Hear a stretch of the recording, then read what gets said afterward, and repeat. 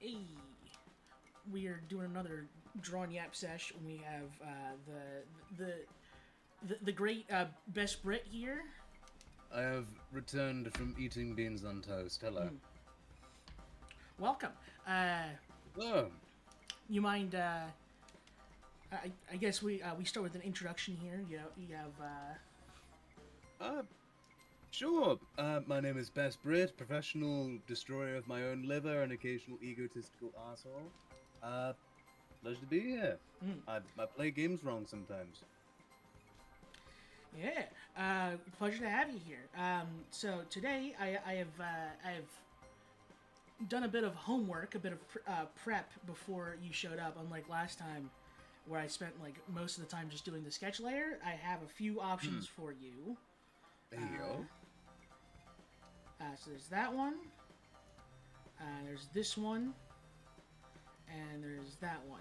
I don't know what happened here, but I can fix that. But yeah, I kind of did a through line, just because like for each of these, there's always a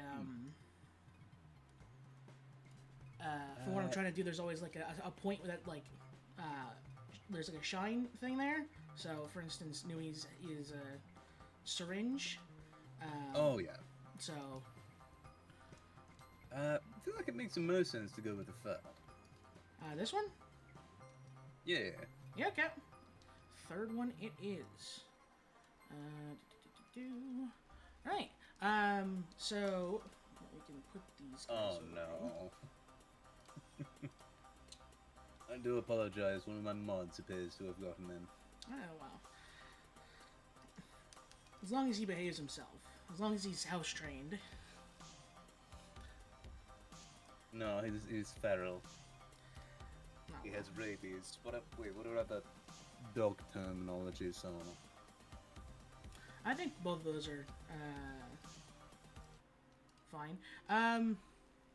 So I guess let's start with the first question. How did you initially come up with your VTuber design? okay, this is a bit of an odd one. Since with the design, I used to be on an app called Reality, which it had a lot of like easy, just go along with templates. And the first design, the original, looked really, really different because the hair I got from a gacha set. Where, hang on, I think I've got a picture of my original design somewhere, and it looks absolutely disgusting by modern standards. Where it looks more akin to imagine the current fit, but with a bowl cut. Ooh. It just doesn't. It didn't look right. Well, especially when I show it to other people nowadays, it just doesn't look right. But yeah, back when I was on this app though, because this was more or less like one of the final designs while I was still on there. I'll send you some pictures over if you want. But way, way before I ever moved over to Twitch, I was using this fucking thing where I looked pale as. Oh. Somehow looked even paler than I do now.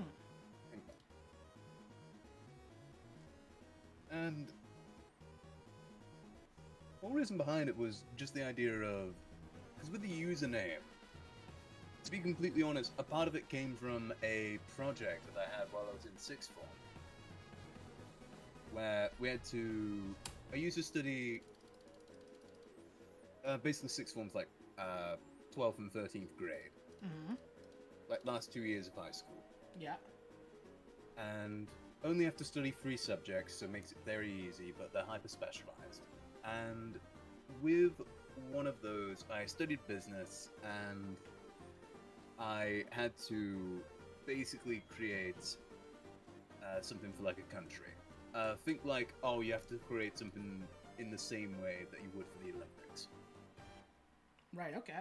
like, or like how during war times Marvel created like Captain America and that sort of thing. And there were a few other people that did designs for like different countries. Like there was one group that made something for like Pakistan, and I think there was one group that made something for India. India. There was one group that made something for the States, which was just a reskin of Captain America. Mm-hmm. But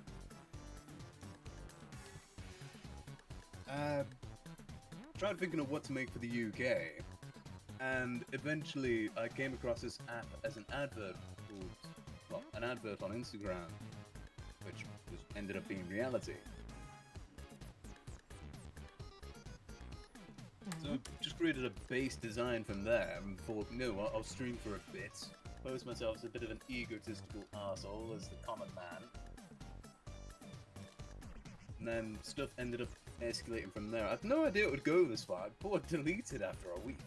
I thought I'd stop streaming after maybe a week or two, but stuff just kept going, you know? That's respectable. I can. That's pretty good.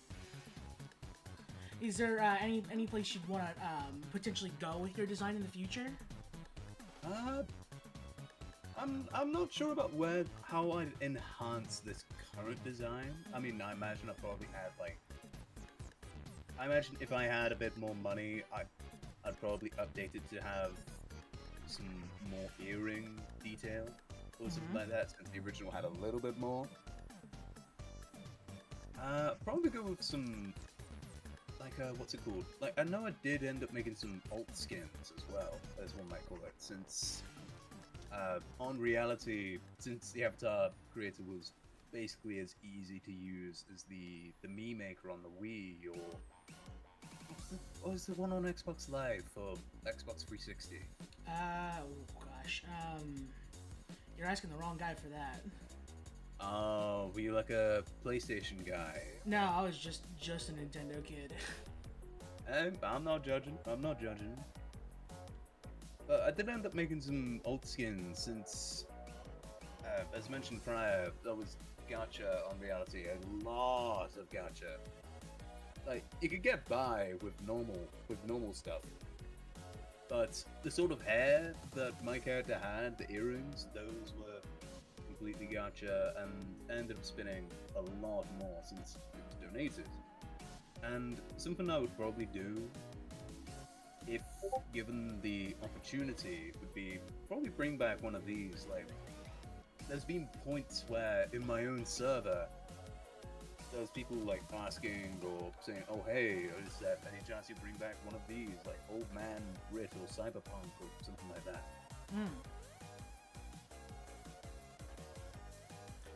Yeah, that definitely seems like it could be cool. Since I will admit they are a bit more occasional though. That's the only downside, really. Sure. I guess next question is, what do you really love seeing in a VTuber design, and kind of what do you want to see more of? That's a bit of a tricky one. I will be honest. There's a lot of things that I have seen a lot of when it comes to VTuber designs, and one of the things that I do hope to see more of, I suppose, and this is probably going to sound so fucking odd compared to others, since, let's be honest, everybody's got their preference. There's people that those cat person VTubers, those mouse VTubers, the people that pose as sharks, that sort of thing. But especially with how VTuber designs are now, I feel like, and I know this is probably never gonna happen since that sort of thing sells, but I do think that the busty VTuber has become a bit oversaturated nowadays. And as a result, there is a part of me that wants to say,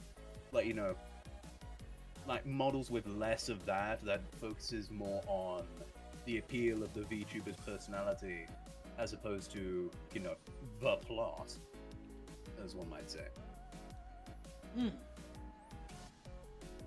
But I suppose the design that focuses more on the character of the VTuber, or how they are as a person, rather than just bait that you could use to market something. Sure. Okay. That's a pretty good answer. So, you kind of touched upon this, but if you were given a blank check to spend exclusively on things for streaming. Like if Jeff Bezos came up to you and was like, "I'd like the cut of your jib, kid. Here's the Amazon credit card. What would you? Shit. What kind of stuff would you get? Like, what would you spend money on with this fancy schmancy black card that Jeff Bezos has given you?" Oh, if Bezos himself has rocked up, okay. I'd probably upgrade my PC. I'm gonna be honest. Mm-hmm. Like, because don't get me wrong, if I'm not streaming, my PC runs things well. But there are points where it struggles, especially when it's part of the reason why I don't really play Marvel Rivals much. But my PC fucking tanks when it's trying to run that, and I end up having to use Fujitech and all that stuff. Yeah, probably upgrade my PC. Maybe get if I'm not getting upgrade the GPU, CPU. Maybe a bit. I've already got 64 gigabytes of RAM. I don't know if I'll need any more than that though. Like you know those videos where there's people showing like, oh hey, this is what a 5K PC looks like, and this is what a 50K PC looks like. Mm-hmm. And I'll probably just do one of those like massively, like Shia Lily level of budget level PC. Which at that point you're not even playing with a PC. You've basically just made an engine. Yeah, you've got the NASA like secret computer that can handle like anything. Yeah. Oh yeah, basically just one of those, except knowing the size of those things, it'll probably take up like half the room, but I'm only using it to play Spore or Terraria. Yeah, probably that. Maybe a new model, because like I do like the Vroid, but I do want to get a live 2D at some point. Well, probably a few live 2Ds. A person 1260. Thank you for the follow. Yeah, I definitely I love having a live 2D model. It's like but I think it's kind of like a maybe almost a grass is greener thing where like I also really want to get a 3D model for myself. Oh yeah. And I know exactly how I want to do it too. I've there's this guy who does like low poly, like sort of PlayStation like 1 looking 3D models, and I really want to get one of those. Okay. Yeah. I mean, the only other thing I can think of really would be, because I've already covered like model PC. Other than that, there's nothing I can really think of, because other than like, you know, expanding game library, which already I've got a pretty stacked up library, but my wish list on Steam is excessive. Like I do want to pick up Red Dead Redemption 2 at some point, Space Marine 2, Dragon Quest 3 HD 2D. Yep. It's on sale this weekend. Oh yeah, it is. Only. It's not like a very good sale, like a very big sale, but it is. I mean, Red Dead is in the UK. It's 75% off. It's not bad. Yeah. Wow. Space Marine 2, it's what, 40-30% off. Something like that. But yeah, I mean, other than that, like, it's the only other stuff that does come to mind that I could purchase exclusively for streaming, since a lot of my Steam purchases are for streaming. Ooh, wait, no, my apologies. Something has come to mind. Ooh. VR. Ah, yeah. It's one of the great, what's it called? One of the great luxuries to having a Vroid. Going into VR, you know, because something that I would like to do is something similar to meet and greets, and if I can set up like a VR world and go in as like, you know, using the BestBrit Vroid, I just think that would be pretty fucking cool. Yeah. Like, probably a bit suiting, you know, if I can get I need best. Exactly.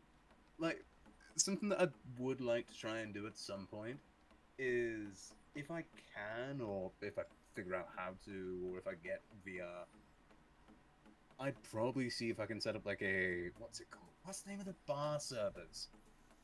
Hang on.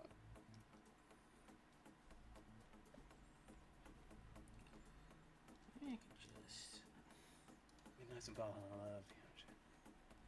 Maybe I'll probably see if I can get some sort of agreement with. Have you ever heard of what's it called? Midnight Bar. I have not but you know. All right. But it's basically just a type of world in VR chat where I don't know. I'll probably just see if I can set something up. So I don't know. Can officially visit an online bar owned by this redhead. Yeah, okay. Sounds pretty sweet. Yeah. Since the only other thing that does come to mind, especially with some recent individuals starting up education and this sort of thing, would be to try and go into learning how to do certain things where there are certain parts of streaming that I will admit you can't really just learn in a classroom.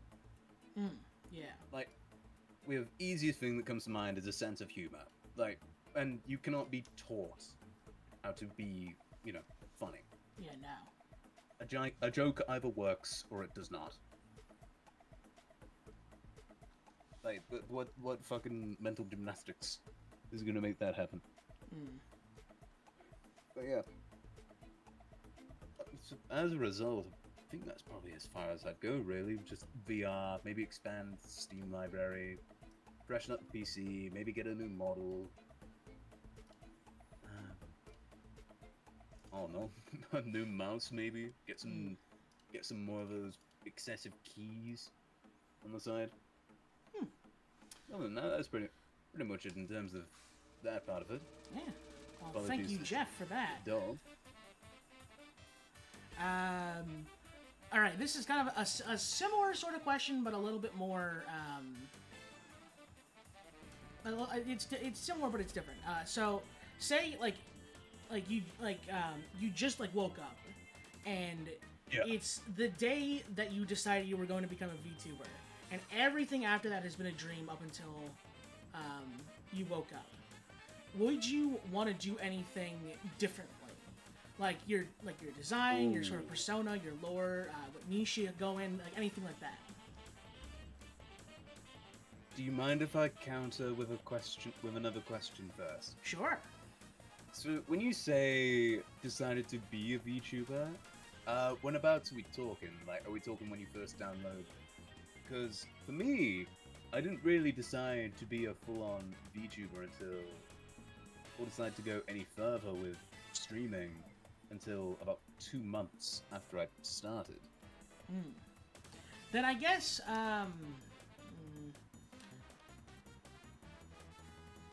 probably then, when you started streaming that, I guess. When you sort of decided to start with, making, online content and stuff like that. That's actually a good one. I'd probably...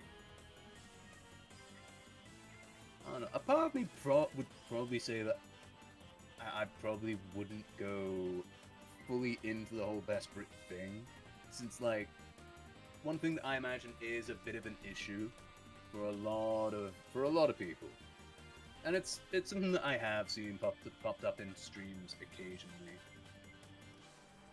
It's that people see the name of it's BestBrit as a bit political, which I'm gonna be honest, I don't give a shit. I do not give a shit about politics. Sure. But there are some that do see it as a bit on the political side, and as a result, it ends up being tricky to get into some streaming groups and that sort of thing.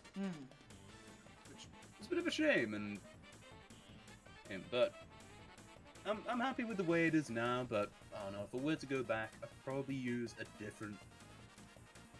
I'd probably keep the same persona, but with a different stage name. You know what I mean? Yeah. Other than that, it's just small odd things, it's a plan, because I originally started streaming on Twitch only about a year and a half ago. When, with reality, I've been streaming since before I turned 18. Not before I turned 18, sorry. Before I turned 19. Right. And the reality is, I could have started streaming on Twitch like way sooner. So I probably would have made decisions to stream on Twitch before I did, other than. But yeah, those are probably the main things that changed. Just different username, similar identity, obviously, but just different username, and then start streaming on Twitch sooner. Because the jump from going from this one small app to Twitch, where I can do a hell of a lot more, since reality was basically just chatting with a lot less restriction, since it was very easy for children to get onto reality. Which, oh yeah, massive oof. If I showed you some of the names of streams from back then, you'd genuinely be concerned. Since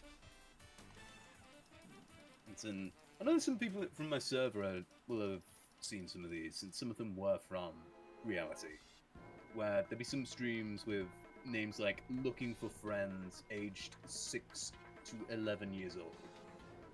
Which, let's be honest, that would get banned so quick on Twitch. Yeah. Where it's a sort of crowd that you don't really want to associate with. Ideally. Yeah, no, definitely not. Like, it's not a sort of crop you want to be stuck with for too long. I'd probably do what I can to have gotten out of there sooner.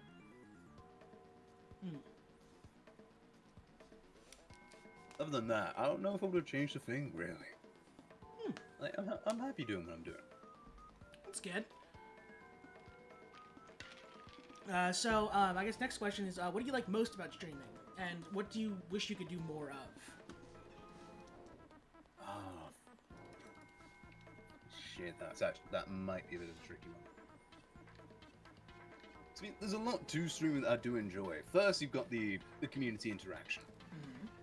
Where, even if you got like a server of only 10 people, server of 20 people maybe, server of 5 people, those are people that have taken time out of their day at some point to watch your stream. And there's a certain aspect of, it's not quite honor, I think. Like, it feels very touching that there are people who have taken time out of their day when, in reality, they could have gone and watched, I don't know, they could have gone and watched a comedian, or seen whatever music video has been brought up by Sabrina Carpenter, or watched whatever's new on Netflix, when instead, no, they've decided to see this one absolute dickhead make an ass of himself on Stardew Valley for 4 hours.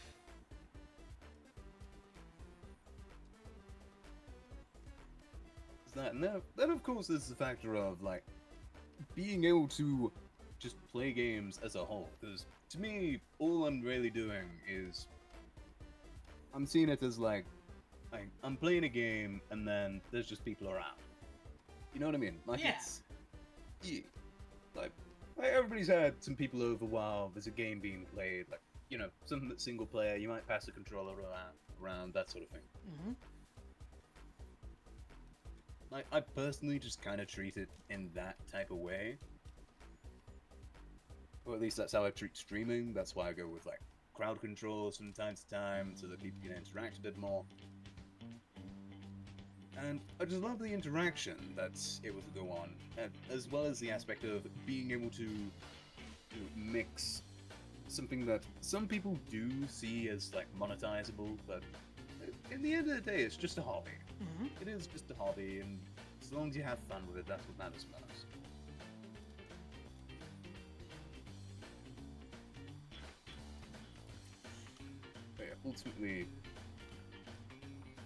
But yeah, coolest thing to me is probably community outreach, occasional game night, movie nights, that sort of thing, you know? Yeah. Yeah. And then, like, what do you wish you could do, like, more of? Like, if you just, like, no restrictions, just, like, what do you wish you could, like, get more into? Oh, shit, that's... My apologies, completely missed that one. I mean, the thing that... how do I describe it?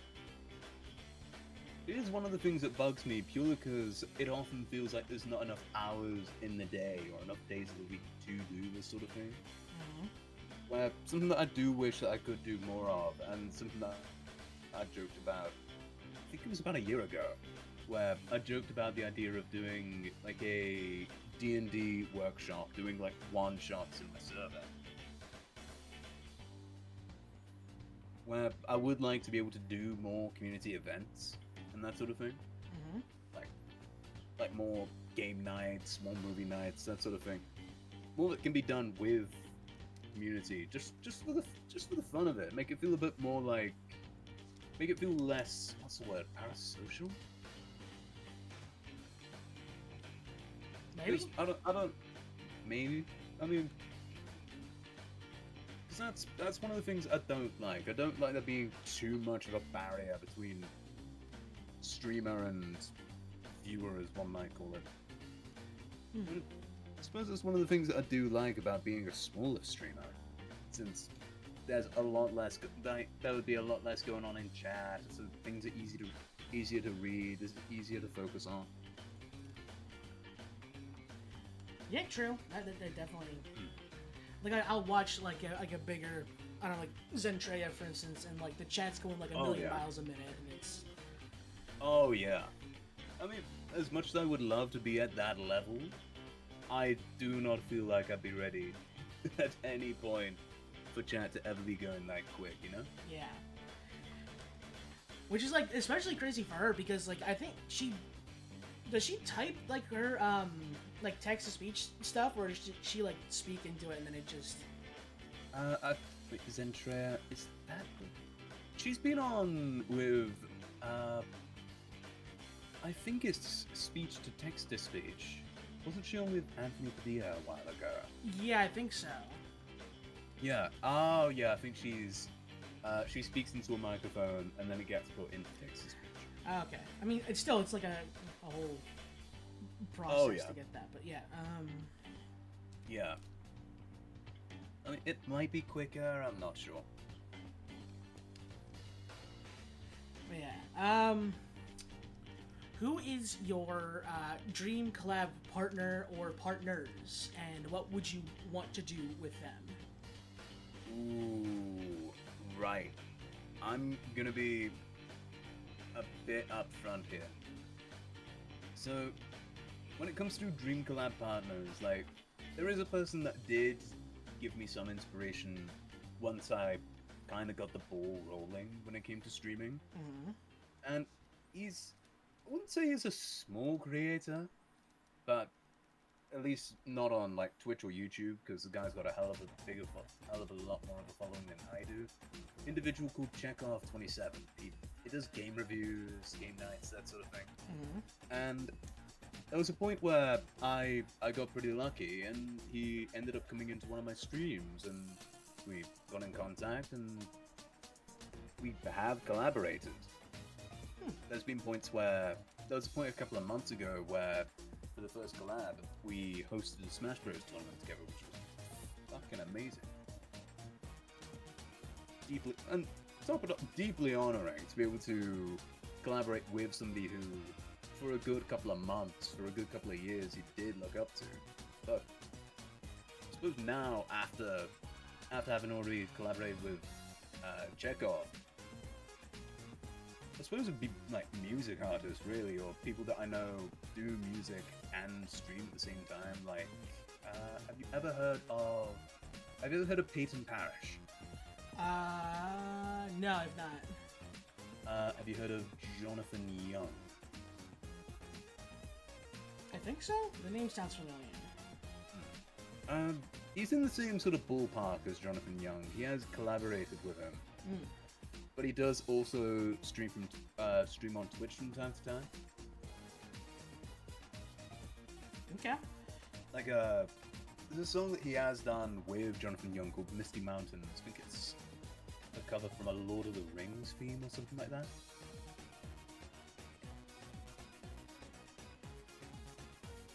But yeah, dream collab at the moment, probably Peyton Parrish. But if I had to choose a VTuber, might actually be difficult. I don't really look up to that many VTubers, I'll be honest. Not too sure. Yeah, just I'll just lock in with Peyton Parrish. Yeah, okay. And I guess you sort of answered my next question is who is your Oshi if you have one? Oh, I mean, I wouldn't say I really have an Oshi. Like, what are they called? Like, at least not within the VTuber community. Since, personally, especially with some modern streamers, which the creators that I look up to are all like that are a lot older now. These are like your Dan TDMs, your some streamers I can't really mention nowadays because I'm pretty sure they've been doing atrocious things since the previous generation Minecraft YouTubers. Yeah, I remember we made a bit about this a while ago on the server about. Yeah. But yeah, like it's people like that I suppose I look up to in a way. And since with modern creators, like who can I think of that comes to mind? Who's like one of the big names? Like personally, I can't really bring myself to watch people like. Don't get me wrong, I can understand the appeal of people like Iron Mouse, Chibidoki. What's the name of the one in VR chat? Fillion, that's it. Shy Lily. I can understand the appeal behind them, but I kind of find them to be in the same sort of ballpark as like streamers like Kai Cenat and Speed, arguably Queso. Or they like hit a level where it's like this is just like yeah, I don't know. Like part of it feels like sure they are streaming for the fun of it, but it's also a case where, especially so with Kai Cenat, where I'm pretty sure this was talked about on TikTok at one point recently, where a lot of the points where they'll stream and will try to have a moment that's going to be a viral clip through overreaction or faking a fall or something like that. And I don't know, I just find it hard to look up to individuals where their stream is made up with trying to get a moment that's going to end up being a clip. Right. Which is why I tend to look up more to people who are a bit more, what's the word, demure? A bit more calm to the point with their games, like Penguin Zero. Penguin Zero, for example. Suppose, I mean, you could arguably say Markiplier. I know he can be a bit more dynamic.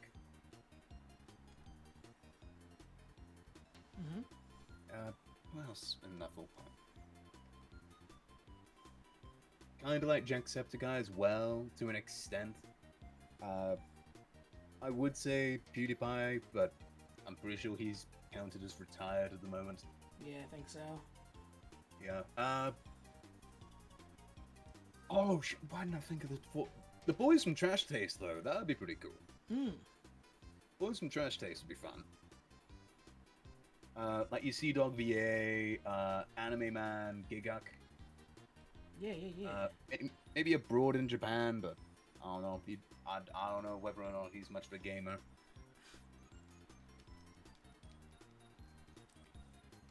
Yeah, I suppose if I was to choose a dream collab, it would probably be any of those. It's not old as shit saying that. And I guess I can move on to this question here. What like sort of regular content creator or even like a celebrity do you think would make a really good VTuber? Okay. Right. This is gonna be an odd one, since there's a number of celebrities that I'm probably not gonna go with YouTubers, because let's be honest, you could choose any YouTuber and make an argument for it. I'd probably go with some real life comedians. Like, have you ever heard of maybe Russell Howard? I'm not sure. Actually, no, yeah, maybe Russell Howard. Stuff like You ever heard of him? Or he's pretty big in the UK. I don't know if he's popular in the US. Russell Howard. The name does sound familiar. Yes, yes. Yeah. Let's see. Maybe you've heard of Jimmy Carr. Yeah.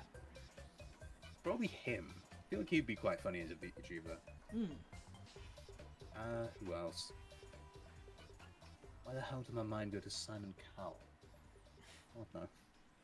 I can imagine. That'll be an interesting streaming environment. Like, you just see him playing, like, Genshin Impact, and it's just, why are these girls so much more dynamic? And they can't sing. Or something like that, I don't know. But, who else? Ooh! James May! Yeah, okay. James May, probably. Wait, you know him? Yeah. I'm alright, I'm surprised. But yeah, I feel like James May could be interesting as a VTuber, especially for his personality on Top Gear. But only issue is that while he does great on his own, you'd have to have the rest of the boys from Top Gear on as well, or the rest of the boys from the Grand Tour. Have to. But yeah, I feel like the boys from Top Gear do great as VTubers one way or another. Only problem is that you'd have to find a way to put them in cars, which, Jesus Christ, can you imagine a web series where you've got like them as VTubers driving Mario Karts? Yeah, that'd be raiding things in GTA, just, in this car, I've stole it.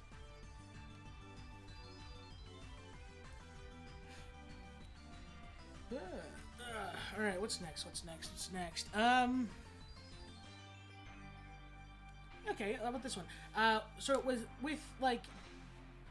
VTubing and I guess more broadly, streaming spaces kind of feeling a bit more like saturated nowadays. How like what would you say is like your I guess maybe not technique, but like method for kind of standing out in the crowd? What do you think is like the best way to go about doing that nowadays?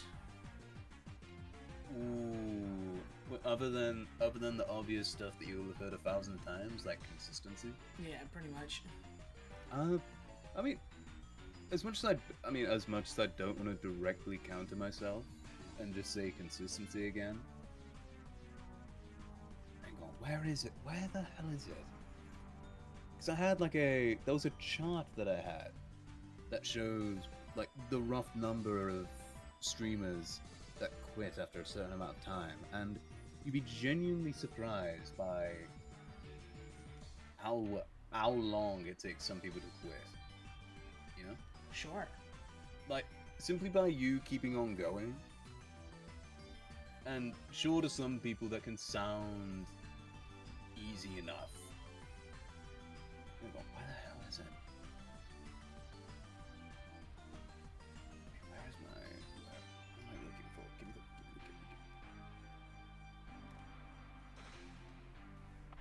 Gotta be sorry, do give me a second. That's fine. Thank you.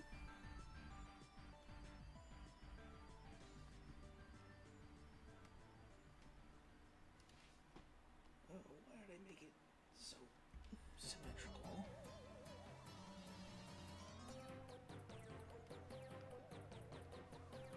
This is such a bad idea.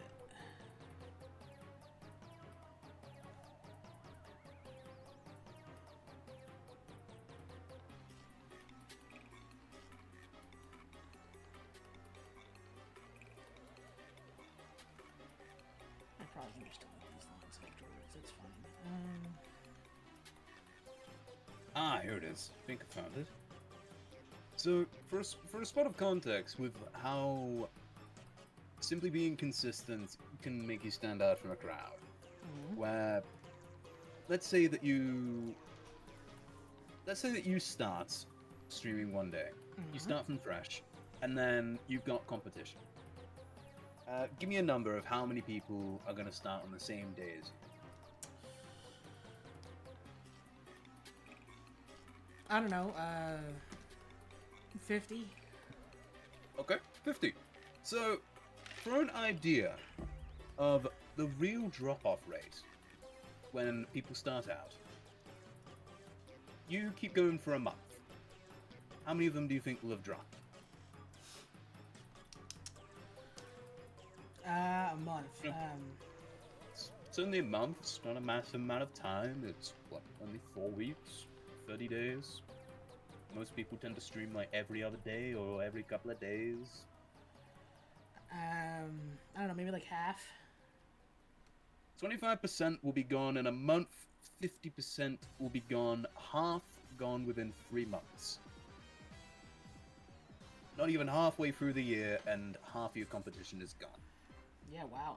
From that day. Within half a year, 70% will be gone. Will have quit. Hot damn. Within a year, at least 80% quit. In the case of 2 years, 90 to 95 tend to quit. If you're somebody that has streamed for at least 3 years, the people that started on the same day, 97% of them are gone.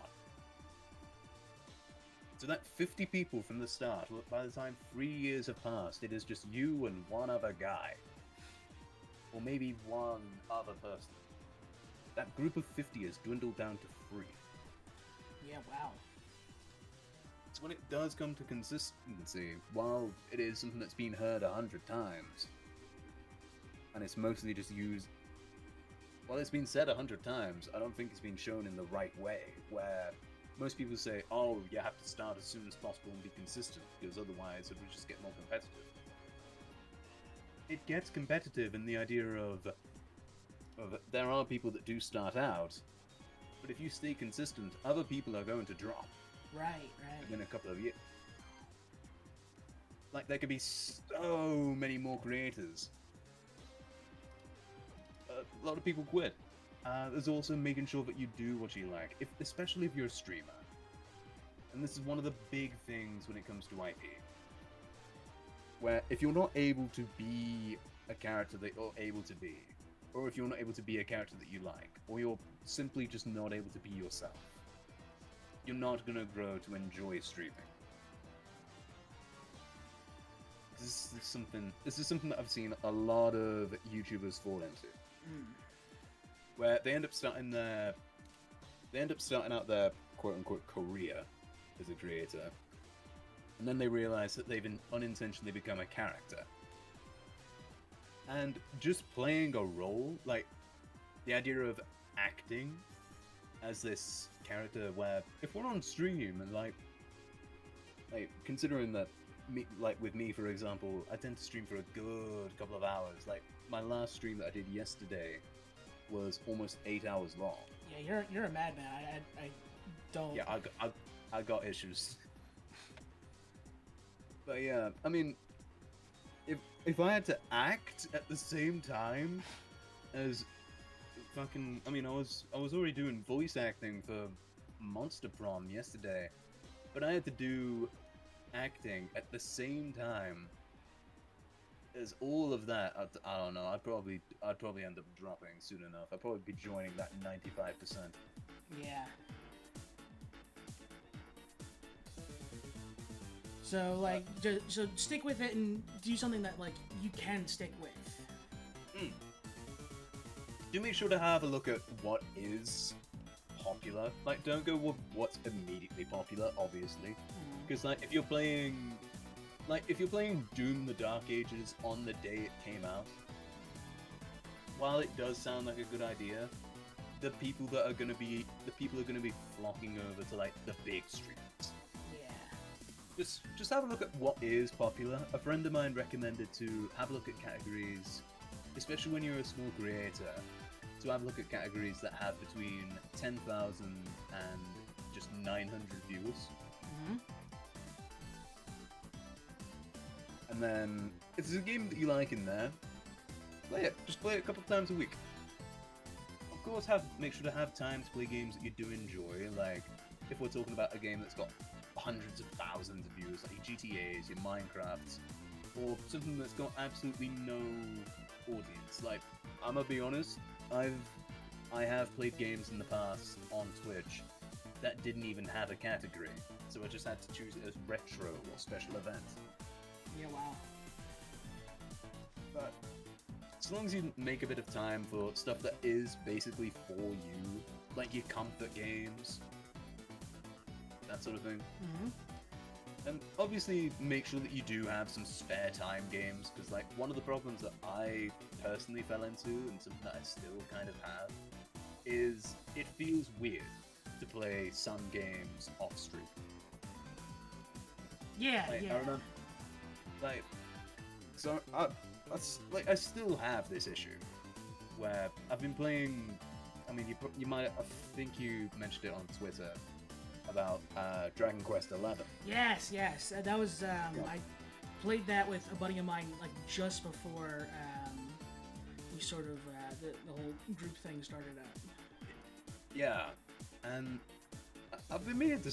Funnily enough, I've had that in my library since June or July last year. I've been meaning to start it up for ages, and finally got around to it. But now that I've started playing it, I mean, I've been playing it a bit after that stream, but it feels weird to play it in spare time.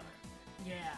It feels weird and not have a need to either talk to yourself or to somebody else, or to immediately critique. Like basically just being able to play the game, just sit down and enjoy. And like I've had similar problems where, like with Baldur's Gate, for example, I have never finished that. I've had this game since late 2013. I've never finished it, and I've never played it. I've never played it off stream either. Yeah, wow. But over 50 hours in that game, never finished, never played off stream, and it feels weird to have at this point. I do want to finish it though. I'll probably get around to it in spare time at this point.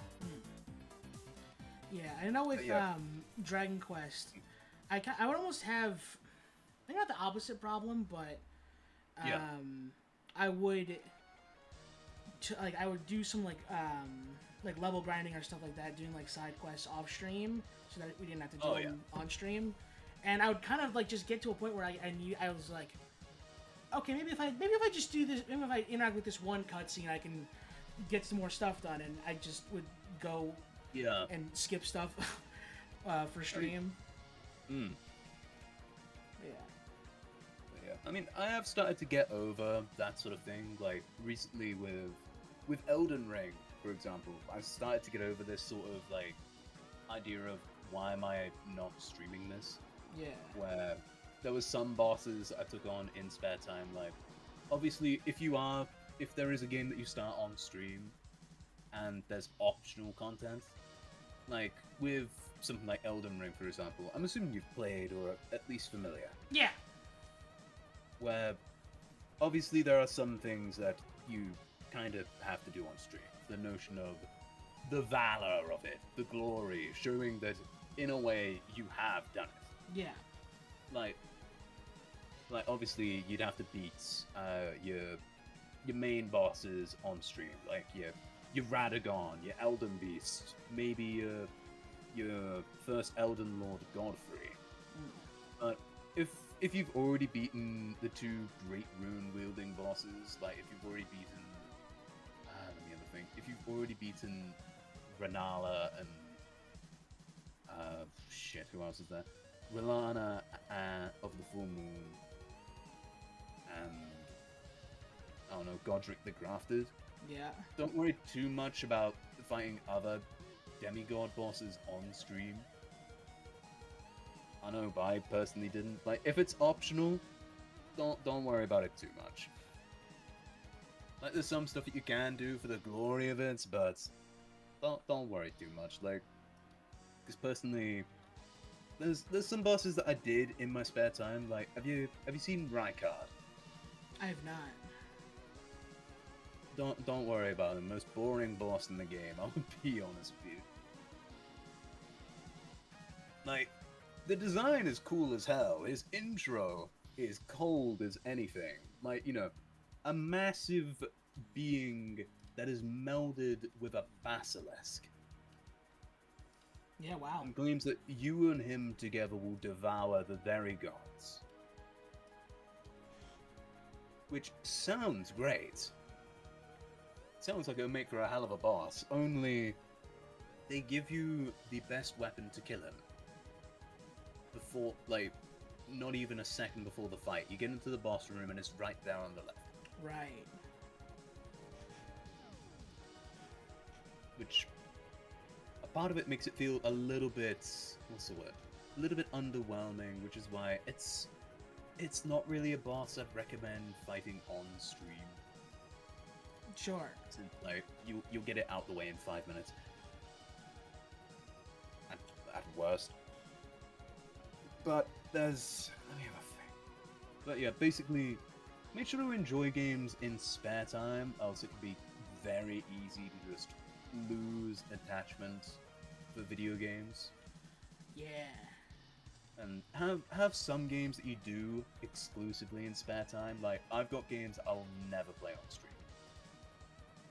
I've got, like, I had to delete the number of hours. I had to basically delete my spare time.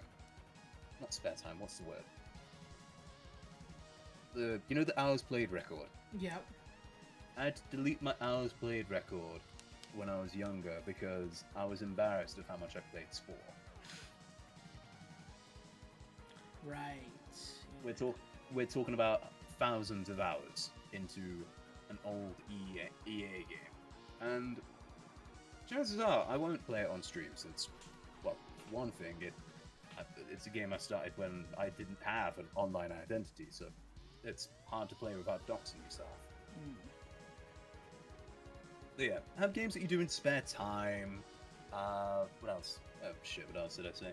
Stay consistent, because there are people who will drop off, and there are people who will end up, as a result, choosing to quit streaming. So if you end up carrying on, sure, there is competition, but it's more of a case of the competition that was there on day one probably will not be there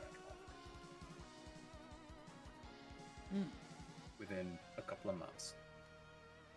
Do the sort of thing you enjoy, make sure to be yourself, do a little bit of outreach, like, make sure to apply yourself, because, like, make sure you, what's the word? Apply for things that you might otherwise not get into.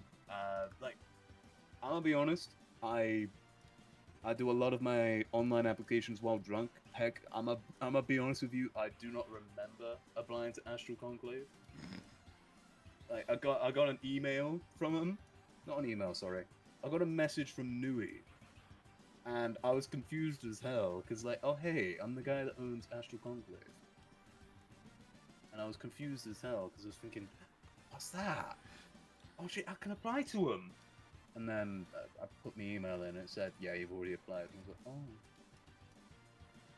Huh. But yeah. Yeah. Make sure to apply yourself. It helps you meet new people, helps you to collaborate, expand on yourself. Yeah, definitely. Because, like, if you can stream on your own, sure, it is vital to be able to stream solo, but sometimes being able to collab it's more of a break than anything. Oh yeah, for sure. I get to ask a bunch of people, like, a few questions while I'm drawing, and we get content out of it. Oh hell yeah! Just a sort of peek behind the kimono on this one. I don't want to peek under your kimono, you pervert! Nah, it's fine. Nah, don't worry about it. But yeah. Right. Yeah, that's my couple of cents at least, if I were to, I don't know, give advice. I hope that was a question. Have I got sidetracked? No, you kind of nailed it. Oh hell yeah! So, beyond the sort of more obvious issues, what do you think, like, the VTuber community needs improvement on? Right. Okay. How do I say this without it sounding like a hot take? I feel like there needs to be I feel like the immediate thing is that there should probably be a bit of an understanding that while there are people who showcase themselves as like, you know, online demons and shark people and fucking whatever the fuck Fuamoka is. At the end of the day, there's still people behind the camera. Like, you have your own life to go back to. Some VTubers still go to school, some of them still go to university, some go to work. And while yes, there is like an aspect of, sure, there's like lore and backstory and little tidbits where some VTubers have more lore than fucking Marvel characters at this point. That's still a dude at the end of the day. That's still some John, Bill, and Barry down the road. Right. As a result, don't think there should be as much objectification towards VTube. I mean, unless they're into that sort of thing, all the more to them. But I don't think there should be as much objectification of VTubers. Right. Since it's not entirely like comparable to fictional characters. Since at the end of the day, because I assume it's similar with you, where your character as Soul King Xander represents a part of yourself. Yeah. And as a result, having that objectified, you know. Sure. Like, Gandalf isn't worried about, like, people making merch of him or whatever, but... Oh, yeah. I mean, I doubt that Thor, the God of Thunder in Marvel, is going to give a shit that you have a mockery of his hammer. Yeah. But I'm pretty sure if you had a cardboard cutout of Chris Hemsworth, he'd probably think that's a bit weird. Like, I feel like that's the general thing that I'm trying to say here. Like, it's two different things to mock a fictional character, because like I can complain online as much as I like about, I don't know, Joel and Ellie from The Last of Us, but if I do the same thing about Pedro Pascal or Bella Ramsey, these are real people. Yeah. It's an entirely different ballpark, you know? But yeah, in terms of VTuber community, I feel like that also needs to be something that does annoy me to Kingdom Come. And is probably going to be a bit of a hot take, and I do apologize in advance, but oh my god, my gums! Yeah. I lost my teeth! Hold up. Sorry there. But yeah, something that I do think is a bit of a hot take, especially nowadays, is the pools and hot tubs category. Which there's a lot of VTubers tend to use as like an excuse to have very, very lewd and risque and revealing models. Which, personally, I feel like if that's what you're doing on Twitch, when Twitch, while it's not the most child-friendly, it's 13 plus. Yeah. Like, and if you're a VTuber trying to promote that sort of thing, when normally you'd see that on like page 3 of a newspaper article, which I hope that sort of joke actually goes across in American waters. Only hope so. Wait, did page 3 in American newspapers not have a woman on it? Well, I think American newspapers we don't really have newspapers that much anymore. Never mind. But yeah, like, if a VTuber's trying to pose themselves as like something that you'd see in Playboy magazine, and then trying to use the excuse of oh, it was a part of the pools and hot tubs category, when let's be honest, it's not even real water. You haven't invested in a hot tub. You've just plucked a JPEG off of Google Images. Yeah. And put your character on top of it.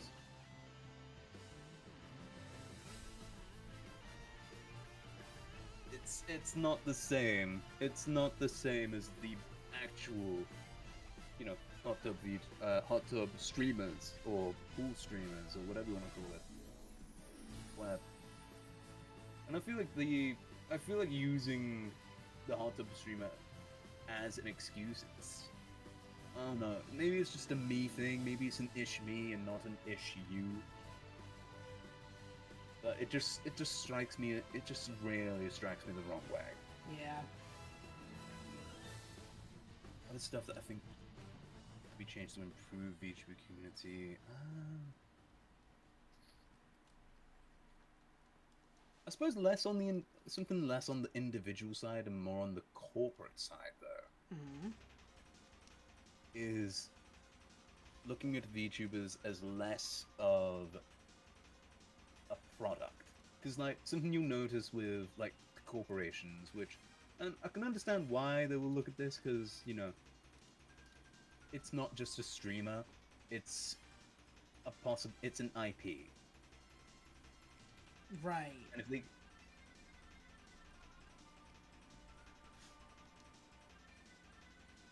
and I suppose something I can only hope for in some grand future is that IPs within VTubers doesn't necessarily mean, oh, how can we turn this dickhead into a lunchbox? You know? Yeah. But yeah. I suppose something that I would like to see more of when it comes to corporations is talent rather than how we can turn this guy into the next action figure. What can we make this guy into a Stretch Armstrong, you know? Right. Anything else?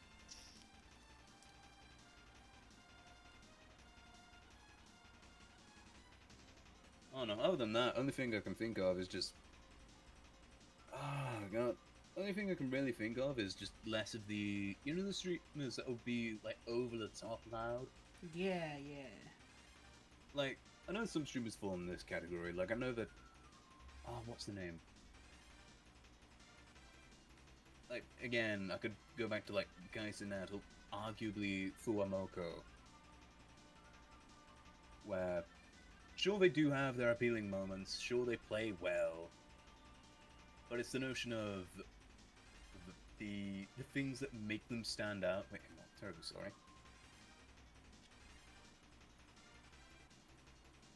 Sorry about that. But the big clips that will be passed around online are just the ones where they're overreacting or like shouting at the top of their lungs. Where like, why? It's borderline brain rot content. So, I don't know. I suppose stuff that actually takes more attention span than the brain rot that people see a lot of nowadays. Okay. Cool. Those are all sort of the VTuber questions I have for you, but I do have a sort of lightning round of British things that I want to get your sort of vibe check on. Okay. Fire away, man. All right. This one has been kind of in the news recently because of yesterday. What are your thoughts on Doctor Who? Doctor Who. I mean, I don't really watch Doctor Who that much, but I feel like it's had its ups and downs. I feel that the writing could be a lot better in a lot of points. Like, no Doctor is truly perfect. Right. Nobody's gonna play a character perfectly. Some people play a character better than others. Like, I think that from what I have seen online, I do think that the... Oh, excuse me. Fucking hell. Oh, alright. Oh, give me a sec. Oh, jeez. BestBrit dies on stream, not clickbait? If I die, I'm blaming Doctor Who for that one. The shooty Gatwa himself has punched me in the head. The Doctor is not in. Nah. But yeah, I I suppose if I were to, let me have a think. I feel that the writing does need to improve with the current generation of the Doctor, since from what I have seen online, from what points of the Doctor I have seen, like with, I don't know who's playing him next, or her next, or... It's Billy Piper. Seemingly. Okay. I mean, so long as she does a good job, that's all I can hope for. Like, that's what matters most. Like, I don't care who you are, because Doctor Who's not a character who has a necessarily definitive appearance. Yeah, no. It's not like it is not comparable to, say, for example, the Last of Us drama with Bella Ramsey. Right. Where once the Doctor reincarnates or regenerates, or whatever the terminology is, I do apologize, I'm not the most knowledgeable. The Doctor can be anyone. Like, it can look like you within the next generation. And so long as it's played well, because to my knowledge, the Doctor basically covers the idea of the standard British guy overcoming things by being exceedingly the way that people view British stereotypes, like Sherlock Holmes, by just being smarter than the other guy, or having more knowledge of what to do than the other guy, being a bit more witty than the other guy.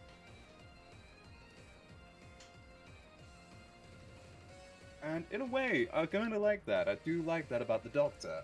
And I feel like part of that has been lost, like with... what was the name of the 13th Doctor? 13th. The one after Peter Capaldi. Jodie Whittaker. Yeah. From what I have seen online, I do feel like a part of it was lost. Since there was quite a bit of an idea of... Hang on. What was the... Not to mention the whole timeless child thing that I saw, where there was a whole case of, like, multiple generations of Doctor, where the first Doctor is supposed to always be the first. Yeah. In honor of memory and that sort of thing. The only other thing I can really think of that I can give some sense on is the... what's it called? Ncuti Gatwa wasn't necessarily a bad Doctor completely. He was far from the worst thing to ever grace television. I do think that at the number of times I've seen him online with tears in his eyes is a bit odd, though. Especially compared to prior iterations who are a lot more stern when it comes to expression, a lot more ruthless. Because, like, wasn't there some iterations of the Doctor who quite literally exterminated entire races? Yeah. Like, this guy is arguably as smart as Rick Sanchez.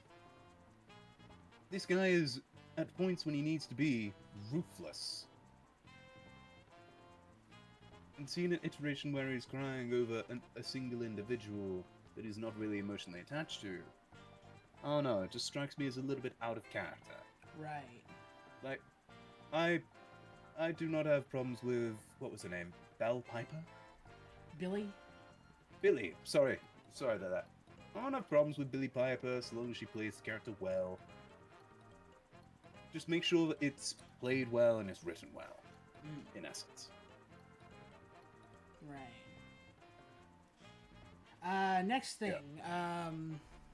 Sorry to make you a quick fire last like 5 minutes. No, this is fine.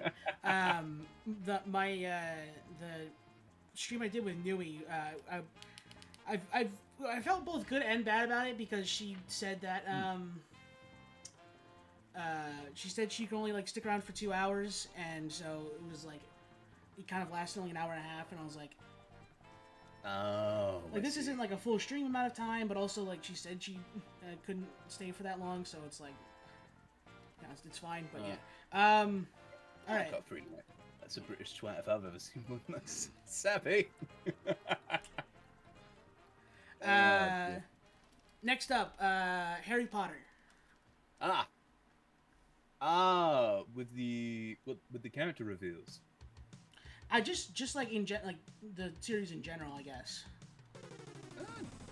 I mean, I try to separate art from artists. Like, J.K. Rowling has some opinions, but I don't know. I like the series. It's nice. I wish the best of luck to the kids that are being put in the spotlight to play Harry, Ron, and Hermione, and good fucking luck. Yeah, It's true. like, I mean, because something I hope that these kids were told is that they're going to be compared.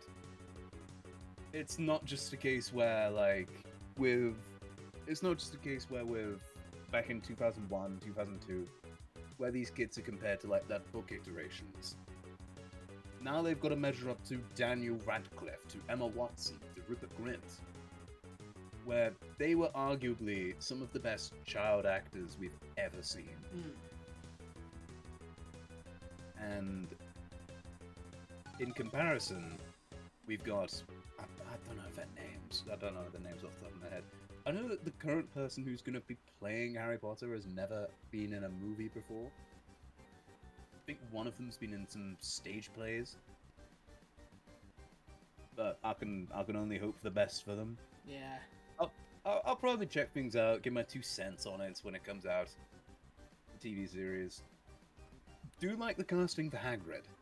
Nick Frost, if I remember correctly. I actually, I don't hate that. Wait, really? Cause like, if this is the same Nick Frost I'm thinking of, which yeah, it is. Yeah, I kind of don't hate that. I think. I mean, he's got quite the repertoire. He was in Hot Fuzz. He was in Shaun of the Dead. Yeah. Yeah, I think he's definitely like a really good actor. Yeah, no, I kind of don't hate that. I think that's pretty decent. Yeah. Yeah. If I remember correctly, he's also cast to play in How to Train Your Dragon. Oh. Yeah, he's supposed to be playing Gobber. Is that the one trainer guy, like the who's like, with like the hook hand or whatever? Blonde mustache, hook hand. Yes, yeah. Okay. Yeah. But yeah, only current complaint I have with Harry Potter in terms of like the casting part is I do feel like there's a bit of an odd direction going on when it comes to some of their cast decisions. Where, and I know it's probably been said 1,000 times online, but like with, hang on, didn't they make? Hang on, wait, am I thinking right or am I thinking wrong? Hang on, it's a Harry Potter trio. Okay, yeah, that might be a bit of an issue. So, one thing that might be a bit of a problem when it comes to the new cast is, especially with, mainly with Hermione and Snape, since, I mean, you might have noticed that there's a little bit of race changing. Where, something that I do worry about, and I know it's probably not being done intentionally by whoever's in charge of the project, but considering that 2 of the main, most bullied characters being, you know, Hermione and Snape, where it's probably going to be viewed in a bit of a race way by certain audiences, when in reality, I don't think it's by race. Like, I know that for Hermione it's being Muggle-born. Yeah. And then with Snape, he's a bit weird. I'd need to see what the guy who plays Snape is like as an actor, because oh yeah, if he's like able to have that sort of intensity, I think that is fine. But I mean, he is, like, from what I know, he is a pretty good actor. Only thing that I do think with the new Snape actor as well is he looks too clean. Yeah, but Snape was like described as like super greasy and just like unpleasant. He was described to be like greasy, like Discord mod type of build. Yeah. Or Reddit mod type of build. But when you really look at him, he looks a bit too clean cut. If you know what I Yeah. mean. He I looks mean, like- too good to be playing Snake. Like, obviously, like, they can do something about the, like, appearance with, like, in, like, makeup and everything like that, but, Oh yeah, yeah. yeah. I think he looks a bit too clean in my opinion, but that's just me. Who knows? He could prove me wrong. I hope he does. Yeah. I can only hope. Only other complaint I really have with Harry Potter is it's got the stupidest magic system I've ever seen in any product. I give a lot of the initial, like, sort of inconsistencies in the magic system and, like, the world building Yeah. is that it's... The purpose of it is to be kind of like kids' mystery books. Yeah. And I think JK Yeah. just wanted to write that, and she wasn't really thinking about, like, the world building or magic system. So it was kind of just like, whatever, it's fucking magic, who cares? Yeah. And if just in a vacuum, I think that is acceptable. I think, like, when you try to make more stuff out of it, there like becomes a problem. But Yeah. I mean, one of the biggest issues that I do have when it comes to the way that magic works in the world is, first and foremost, it doesn't immediately, or at least not immediately to my knowledge, appear as though there's a limit on what magic can do. yeah, it just sort of does. Yeah, like, it does what's needed to do so long as you got the know-how to do it. Which, that works in video games where, if you've done your research and you know how to do XYZ thing. But when it comes to an entire, like, this works with the NPCs, it works with, like, the not-so-main characters. Not to mention how, bear in mind, magic can do near enough anything, including in bringing people back from death. Love can stop you from being killed. Yeah, it seems to pick and choose from, like, a bunch of different kinds of magic systems where it's like, Oh, yeah. oh, there's rituals and there's hexes and there's curses and this, that, and the other thing. Yeah. And then, of course, there's the manner of... Oh, what was it? Then there's the manner of how somebody is a wizard. You just are. You can't tell if you're going to be immediately. Hogwarts somehow does, but they don't tell you. Not immediately, at least. Where, if you're... Like, you could have a pair of parents who are both pure-blooded wizards, as one might say. Where each generation prior was a wizard. One might have gone to Hogwarts, somebody on there might have gone to Ilvermorny, or Beauxbatons, or Durmstrang, or whatever the Japanese one's called. You can look it up, there is a supposed Japanese school in the world of Harry Potter. But you could come from the purest bloodline and end up a squib. Not even capable of magic. Because that's what... Oh, what's his name? Filch. That's what Filch is. So you're not even guaranteed to end up a wizard even if you're from a pure bloodline. To top it off, if both your parents are muggles, and there has been zero contact with any form of magic, you can still end up being a wizard. Because that's what Hermione is! It's something that doesn't make a lot of sense to me. When, in comparison with something like, with like Elder Scrolls, for example, the Emperor can light the Dragonfires. Because he hails back to the first Emperor of the Third Era. It's fairly simple. If you're of that bloodline, you are considered to be the Dragonborn of that point in time. And as a result, because you are the Dragonborn, you can do the things. You have a right to be the Emperor.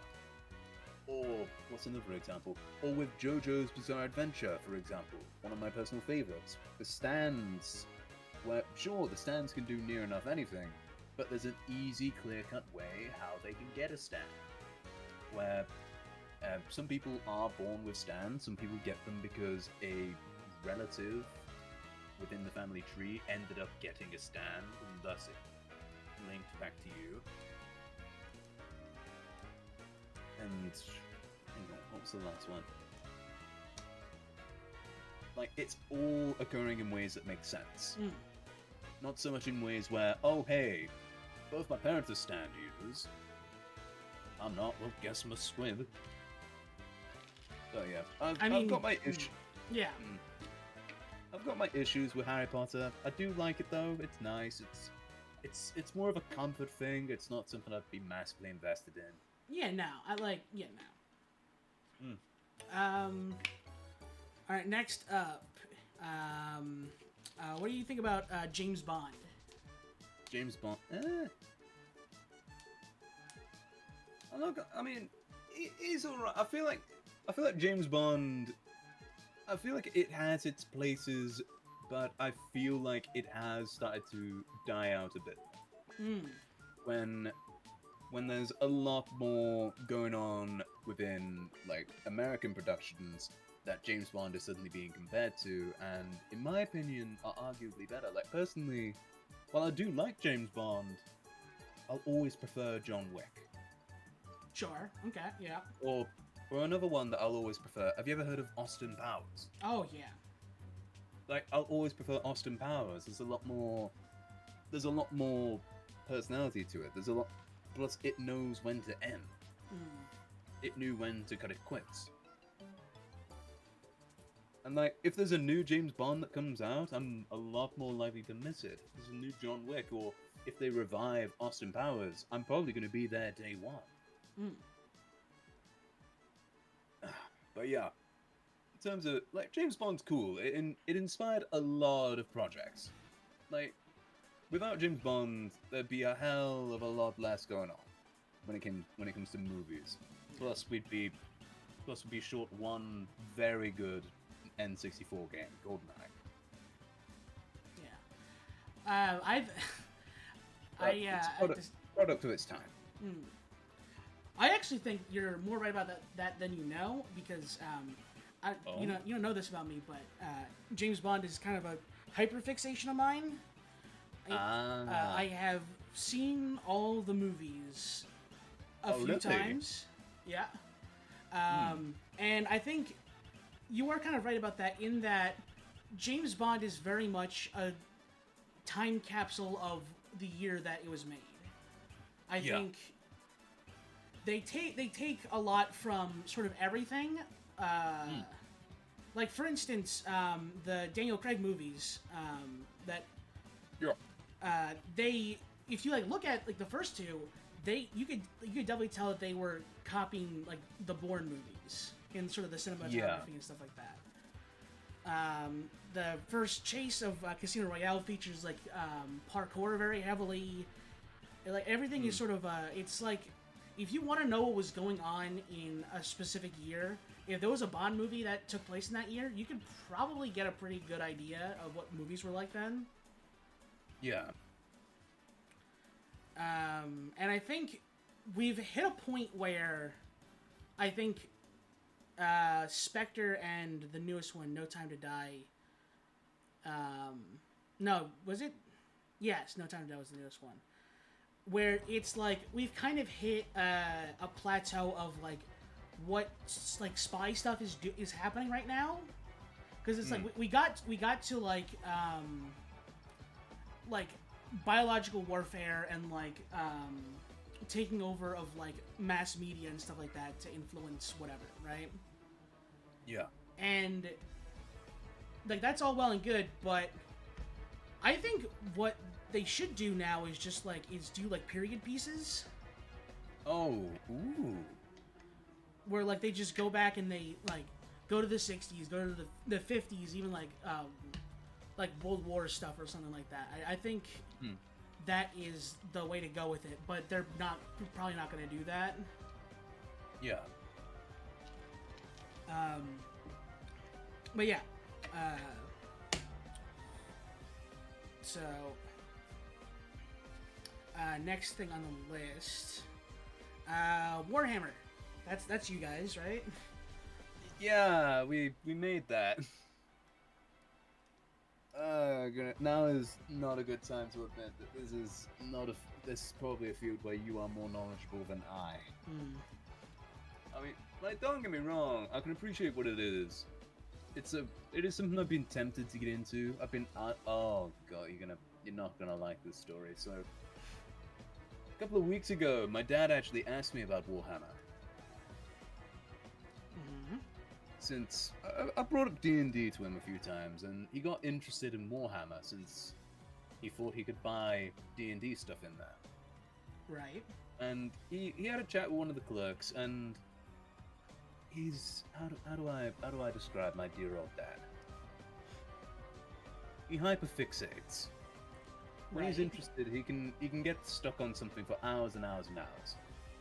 If he's not interested, he's gone within the first 2 minutes. Right. So he asked me for a little bit of information about Warhammer, and I find out when I go upstairs, like go to the bathroom, that sort of thing. I see on his computer that he's got about £300 in his Amazon basket worth of, what's it called, Ultramarine?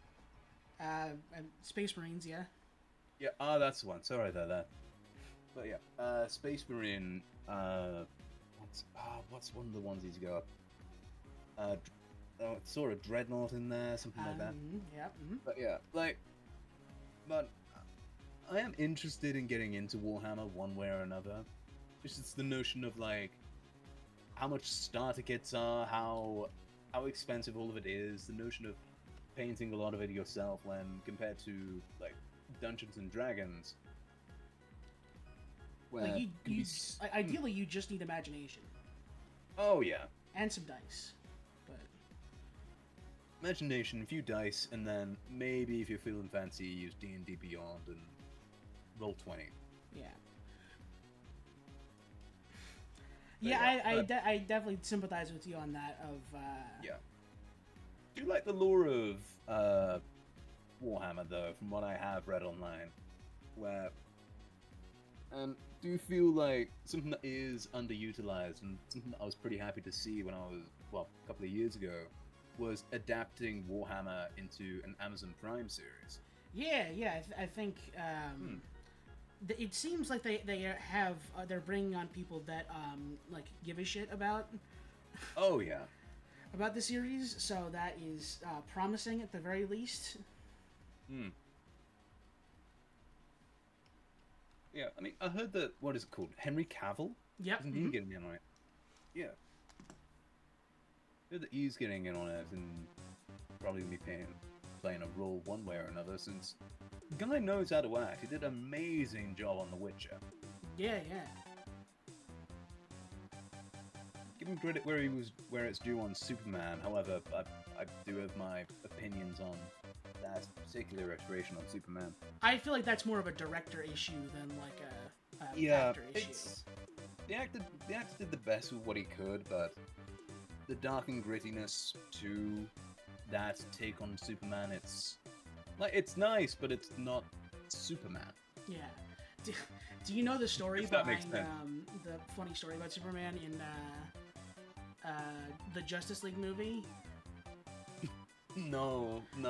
Oh, so they filmed the first the Justice League movie with like Zack Snyder directing it and everything like that, and they got like feedback returned from both Batman v Superman and now Suicide Squad at this point, and they were like, "Oh, people don't like this.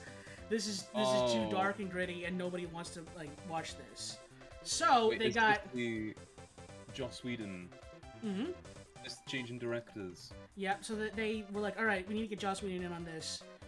And to his credit, apparently real bad guy or whatever.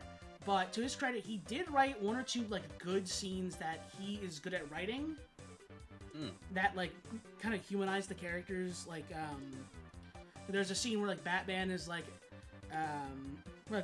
he's trying to give like the leader role to Wonder Woman. She's like, no, it has to be you. It's like, you're the most human. And then he's like, oh no, that was Clark. He was the most human out of all of us. And it's like, okay, that's in character. That's like one of the few in character things in these movies, I guess.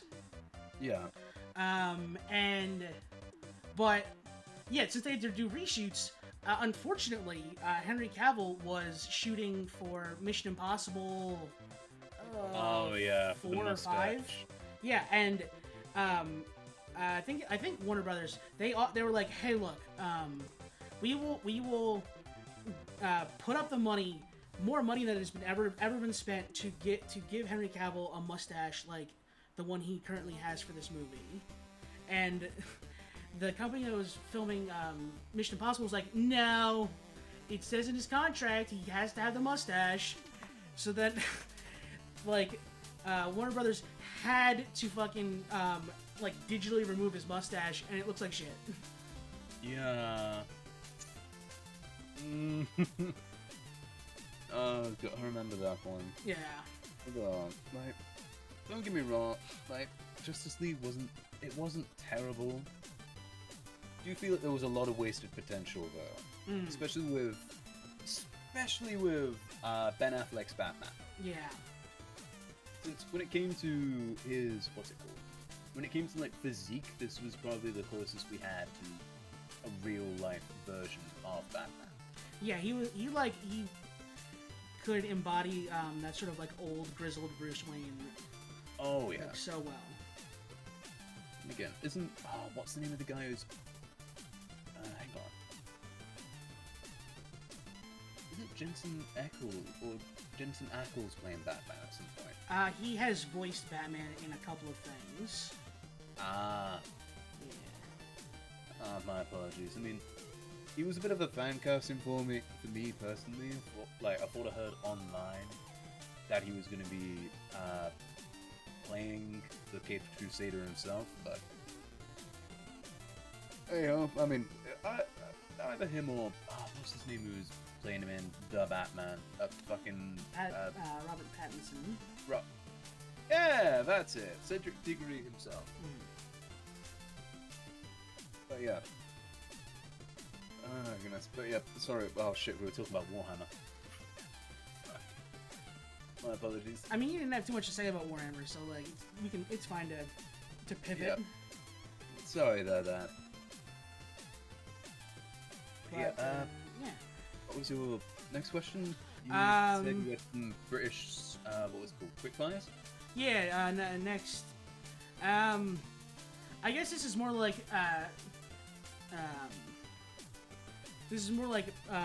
British music in general, but anything on like the Beatles, that sort of like specific era of. I mean, I'm more of a Queen guy, but I've got no problem with the Beatles. Personally, I mean, Hey Jude will always be something in my playlist, always. And I can respect the impact that they had at the time. I especially find it crazy that they still haven't been surpassed. And no, Taylor Swift has not gotten close. Don't at me. Hang on. Artists. I swear if Taylor Swift has managed to surpass it. Nope, she has not. But yeah, still find it insane how much the Beatles have actually done. And now, oh shit, never mind, Michael Jackson might be about to surpass them. Yeah, he'd be the closest one to do it. Yeah. So they're not the only people that come close. Michael Jackson with total certified sale units. And then, even then, that's... Actually, no, Michael Jackson's a lot closer with the certified sale units than most expect. And the next closest is Elvis Presley, the king himself, who... Oh dear, that's... Ooh, that's out by about 60 million. Yeah, I don't think Elvis is really selling the hot seats anymore. No. Possibly brought up this time, but I can still respect what he was. But yeah, the Beatles are cool and all. Not really, like, not massively the sort of stuff I listen to when it comes to British British stuff. Like I listen to, let's see, Queen are a massive one for me. I'm assuming you've listened to Elton John. Yeah. Yeah, Elton John. Who else are up there? The Killers are a massive one. Mm-hmm. Which, I mean, I'd be shocked if you hadn't heard Mr. Brightside. Yeah. Oh yes, nice. Anything else I can think of that comes to mind?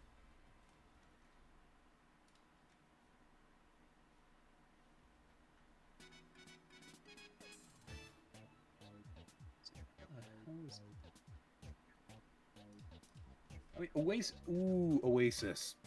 Have to go. Wait, are Oasis? Are they? Oh no, I keep thinking they're American.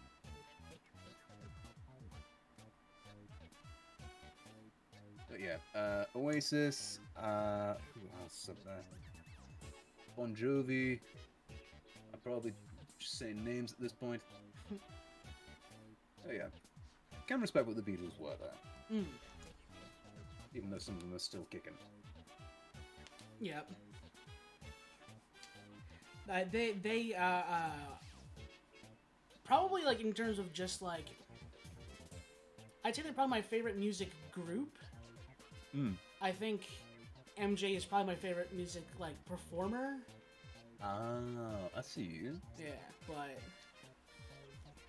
yeah, I think I actually saw Ringo Starr in concert when really? years ago, but Oh yeah. shit! I was very lucky to get tickets to that. Yeah, that's pretty sick. I can't lie. Yeah. I cannot lie.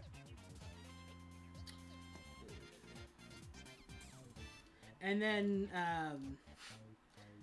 this is a bit less serious of a question, but do you have any defense for the food of your country? Right. So here we go. This is gonna be an interesting one, and I feel like the main one that people go for is like beans on toast. Sure. Where I will be honest, I can understand why people are against it. Like some people in the UK don't like it, but at the same time, it's made differently in the UK because the products are different. Mm-hmm. Like, I've seen people in America try to make it there, but it's not the same for a simple reason. Because, like, to my knowledge, baked beans are different in the UK since they're more, like, tomato soup based. Yes, yeah. Whereas a lot of the people that I've seen try to cook it in the US use, like, more barbecue bean looking stuff. Yeah. Which, it's not bad, but I feel like the worst part as well is American bread being different. Since it's a lot more packed with like sugar product and that sort of thing. Right. Where I think the worst one that I'd seen was somebody using what's it called, Wonder Bread? Yeah, Wonder Bread. Yeah. Well, like don't get me wrong, I can understand why people aren't a fan, but at the same time, if you're gonna hate, at least make it correctly. At least make sure that you've done it right first. Fair enough. I know that London has no shortage of like really good places to eat, but oh yeah, the sort of for instance the full English breakfast. I think you're doing too much with that. Nah. Like okay, like sausage and like eggs or whatever, like fine, yeah. But like black pudding and like tomatoes and beans and everything like that. It's. I mean that's fair enough. I can understand that. Like, I mean it's why there are some people that do ask to have like parts of it removed. Like personally, I get rid of the tomatoes. Not a massive fan. But like it is more of a what's it called? Like obviously it's not eaten every day. For obvious reasons. Jesus Christ, it's bigger than some American foods that people joke about. Yeah. But yeah. And it's filling in the way where you end up skipping lunch. And to top it off, black pudding. That one, I will admit, that is more of an area-based thing. Okay. since black pudding is not as common in England as a lot of people think. To my knowledge, it's a Scottish thing. Okay. Where if you have their version, since like there's different versions of like the English breakfast all over the UK. Where there's the full English, which you've already mentioned. Hang on, let me make sure I definitely know what I'm talking about. Variants. Where the full Scottish, arguably my personal favourite, it does have black pudding, which a lot of people aren't a fan of, each to their own, I can understand it. Also uses something called lawn sausage. Which is, hang on. Also uses, sometimes you can get haggis, oatcakes, or is the full Cornish, Ulster fry, full Irish, full Welsh. I wish I was joking. And I get it, it is a lot to eat. It is a lot. But you'll be fine. It's more of a hearty meal. It's something that you, more often than not, you tend to have with other people. It's not something you have just easily on your own. Plus, you do have a lot of very good meals when it comes to UK. I mean, look at the Sunday roast. Easy one to just bring up. It's basically just a Thanksgiving dinner every weekend. Not to mention how it's most commonly had in a pub. You know, that with a pint. Can't go wrong. Let's see, what else you got?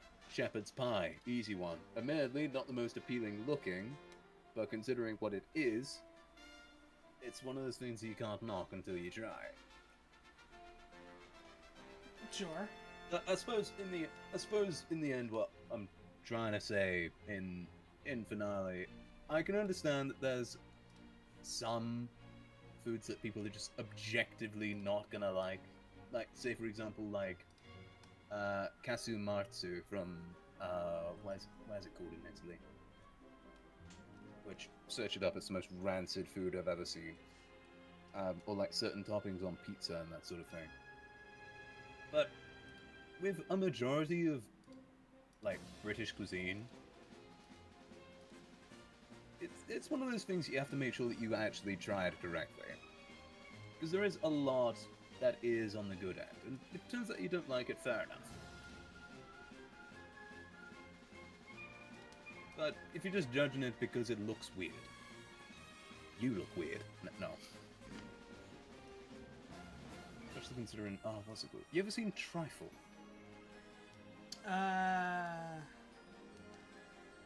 Well, let's just say no. Hang on, what's it called? You know the Buried Delight meme? Imagine that, but bigger.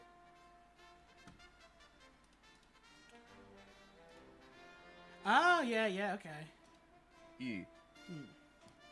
Plus, if nothing else, if absolutely nothing pickles your interest, I don't know, go to England and pretend to be really fancy and have English afternoon tea and look at people like you're superior. That was sort of the last bit of my questions, and while we're here, what do you want for, like a background? I know, because... Oh! For Newies, we kind of did like a thing, with like dots and like waves or whatever, but... Oh! Wait, what sort of backgrounds do we have on hand? Well, I mean, I just make them, but I just, you know... Wait, hang on, wait, what did you have for Newies as well, actually? Hang on. Can I have a look? Wait, would it help you if I sent you my logo as well? Oh, yes, please. I was probably gonna ask you for that when this was over. Yeah, of course, I got you. Yeah, of course, I got you. I got you, man. I do apologize if it's a bit scuffed. It's old logo. You said you were working to get a new one, right? Yeah, oh no, like, it's... Oh no, it's emotional attachment to it, you know what I mean? Sure. But, yeah, like, this is basically what Newies looks like. Oh no, maybe something similar, but with red and blue color scheme? Okay.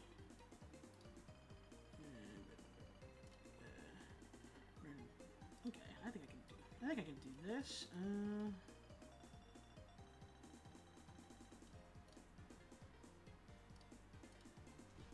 then kind of do like that. Nope, we don't want to do that. We want to do that. I think that's what we wanted to do. Ooh, I don't know. Something I do find funny though when it comes to people who judge British cuisine is these are the same people that eat sushi. Yeah. I don't care for sushi much myself. It's nice, but like you're eating raw fish. Calm down.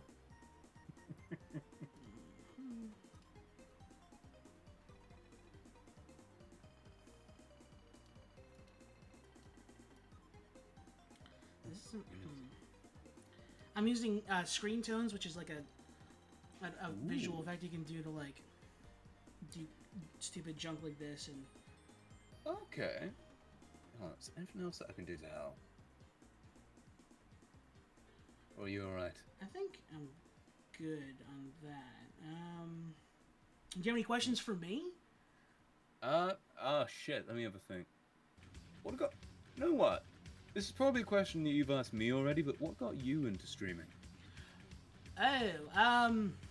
So I'm trying to think. I think the first time I ever streamed was in 2018. And it was kind of just like a way for me to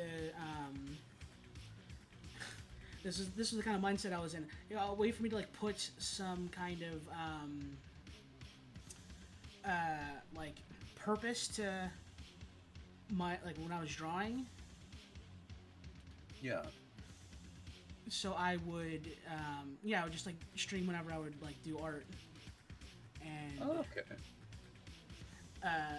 And I think I did that like sort of on and off for like 1 or 2 months at a time for like the next few years, and then I think in 22 or 23, I like VTubers were more popular, and like I was like, oh shit, I don't have to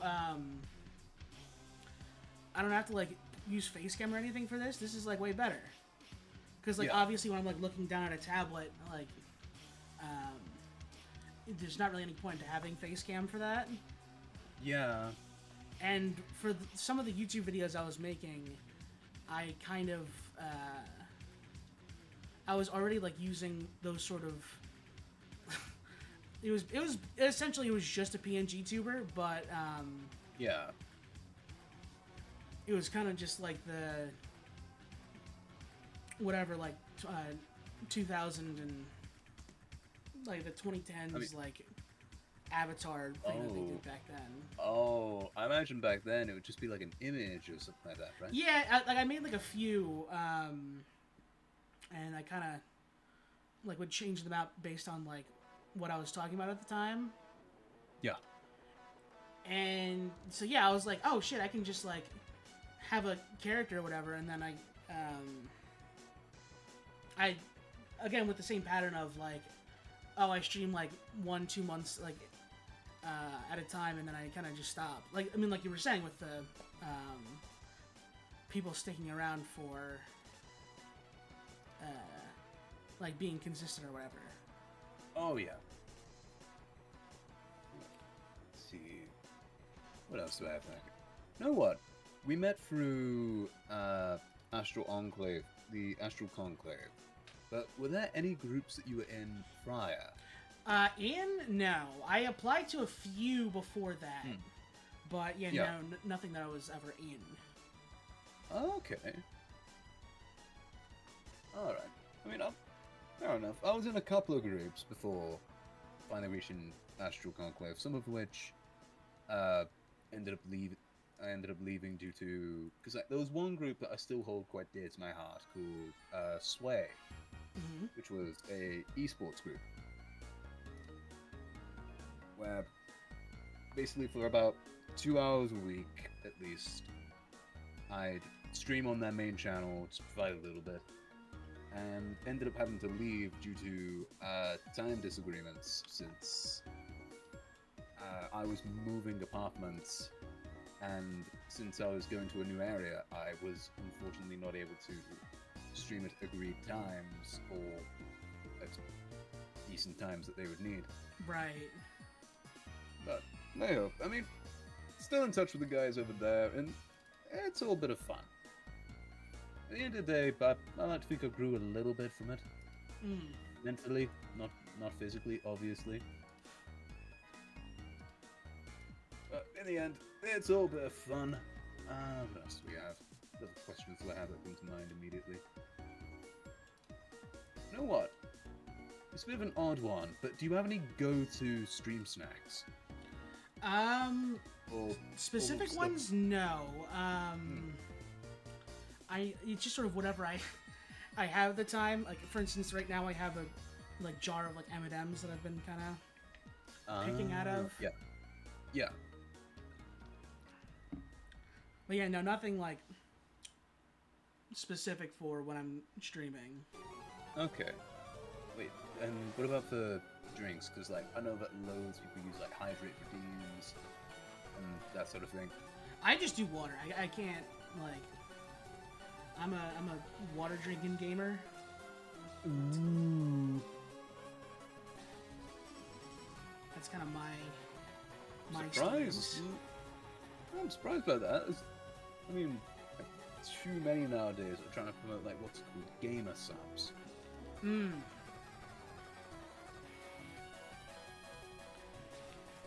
Yeah, no, I mean, like, don't get me wrong. I personally start night off with water or carbonated water or something like that, and then go with like some sort of soft drink, and then we get into booze. No. Jesus. Any more questions? Or anything that comes to mind? You have a favorite game to stream? Favorite to stream? I think.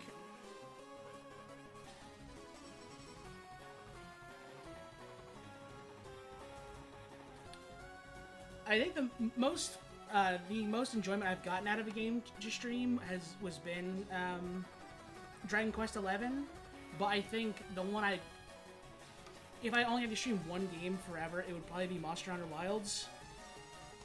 Yeah. Yeah. Well, I can see that. That's fair enough. I mean, I also wouldn't be against Marvel Rivals, but like you, my computer also cannot handle that. Yeah. Maybe an Unreal Engine 5 thing. Oh no. Need to have a look into Marvel Rivals. See what causing these issues. Yeah. Since it could be UE5, but at the same time able to run a lot of other games that use Unreal Engine 5. Oh, I'm at my wit's end with Unreal Engine. Me and Unreal Engine have beef. How so? Fill us in. So the two of the games that I've been waiting probably the longest amount of time for sequels to, Bayonetta 3 and No More Heroes 3, both are in Unreal Engine 3, and they both look like shit. And I don't like them. Oh, gotcha. I mean, like, also there's the stories of those games is not great either, and I don't agree with a lot of the choices that are made in them, but I think... Yeah. Like, Bayonetta 2 looks like it's still an amazing game, and it came out for the Wii U. But, like, 3 is just, like, I don't know, it's... I mean, it's on outdated hardware, to be fair. So I can get what you mean. I mean, God, how much RAM did the fucking Wii U have, anyway? Wii U RAM. As much as, like, people talk shit about the Wii U, that thing was a beast. I mean, it was good at its time. It had 2 gigabytes at the time. 2 gigabytes of RAM, which it wasn't bad. It was just fairly underused in comparison to like the Wii. Plus, not to mention the absolute mess that was the marketing. Oh yeah. I will not dispute you on that one. Oh yeah. Although I will maintain it did have a really good library of like what it did have. Yeah, I mean, didn't it start off with Wind Waker? Yeah, Wind Waker HD. Mario 3D World. Let's have a look. New Super Mario Bros. U. Assassin's Creed 3, not bad. How the fuck did that thing have Spec Ops 2?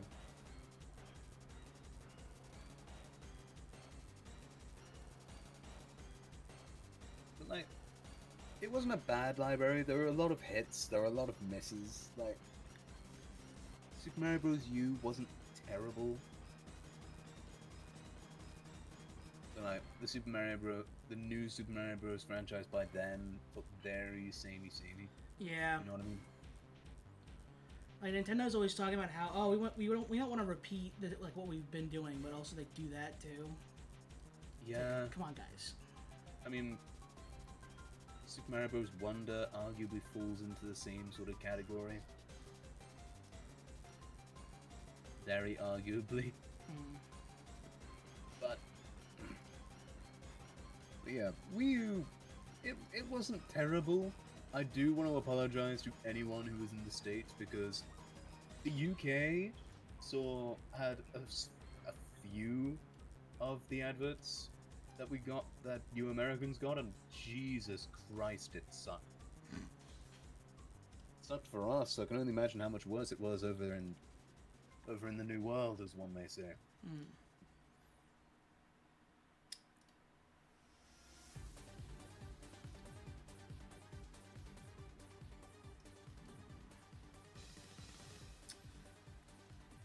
I can work with that here. It's fine.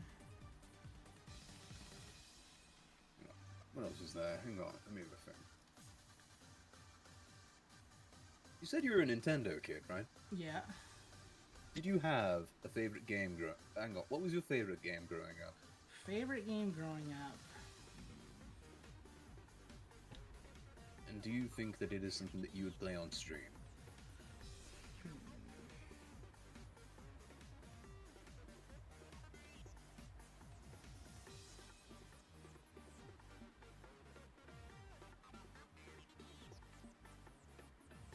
Damn. Or if not one favorite game, I don't know, pick like a top 3. It's probably Paper Mario Thousand Year Door. Okay, I fuck with that. Okay. And I would love to play it on stream. I just I don't want to pay for a capture card. Fair enough. I mean, to be fair, there's areas where I've been able to see capture cards going for pretty cheap. Although, weirdly enough, with Paper Mario Thousand Year Door, did you hear about the complaints about the new version? Yes, they changed a few things around and yeah, like the localization is different. Something I do find funny as well, though. It is more restricted on the Switch than it was on the GameCube.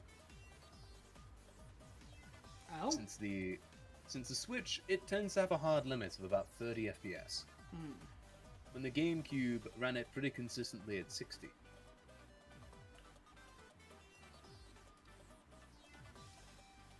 Same complaints been made about Pokemon for decades now, since the last game to ever run Pokemon at 60 FPS was Pokemon Emerald back in 2005.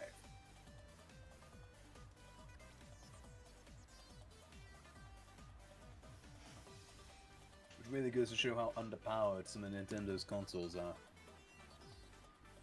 Yeah.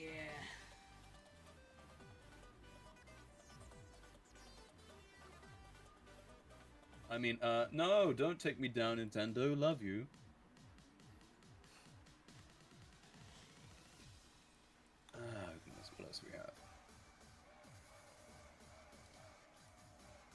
Uh, were you more of a console kid, or did you have like a Game Boy or a DS or? Oh, I was a handheld fiend.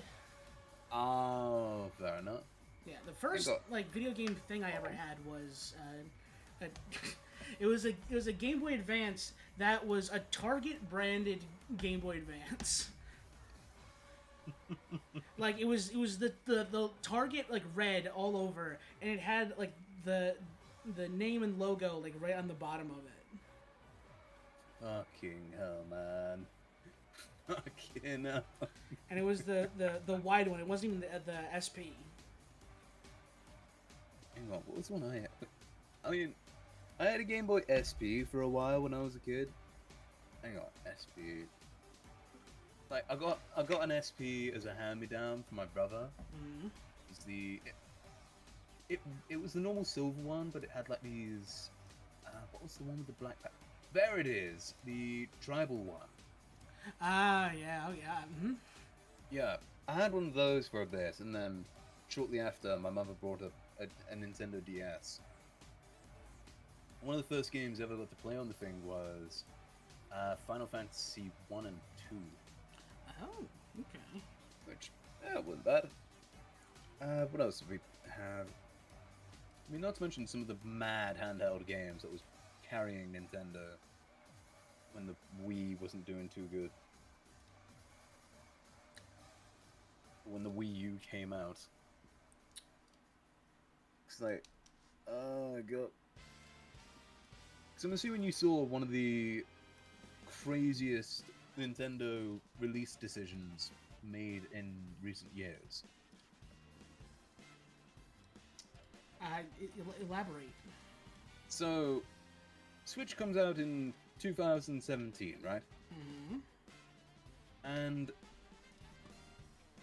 they emphasize that the Nintendo Switch is not going to be a replacement for the Nintendo DS or the DS line.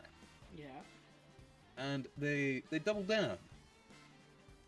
And they release the new Nintendo DS, new Nintendo 2DS XL. Yeah. About like not even a year after, and it looks so crap. Like, hang on, have you seen it? Yep. Like It's the 2DS, I understood, right? Like it was a cheaper way Yeah. to get the 3DS like experience or whatever, because Yeah. nobody gave a shit about the 3D and the 3DS. Nobody cared about the 3D slider until like nobody cared about the 3D slider once the first day was over of owning one of those things. Yeah. It's like, but at the same time, it makes sense making it cheaper since it doesn't really need the 3D effect. But something I always find really odd is how with the new 2DS, it is questionable which of the two is genuinely better. Since like the original 2DS, I mean that thing was a brick. Yeah. No clamshell design. This one, nice clamshell, but very frail. Very frail, and to top it off, the speakers are where your palms would be. So as a result, you had to, what's the word? You basically had to have earphones to get a decent audio experience that doesn't make it sound like you're strangling someone. Yeah. Which, I don't know, that's wacky shit. Oh, goodness. Well, in terms of recent years, and when you would have got a PC, what would you say is taking up most of your time? Oh, Dota 2. In terms of Without even like thinking about it. that was fucking quick. I could be coy about it, and I could be like, I don't know, but like it's absolutely Dota 2. I can't even. Hold on, Fair enough. let me get. Yeah, here we go. I'll put myself on blast here. Yeah, I have over 2,200 hours in Dota 2. Jesus. I don't know. I don't know why. The second closest is under 600 hours.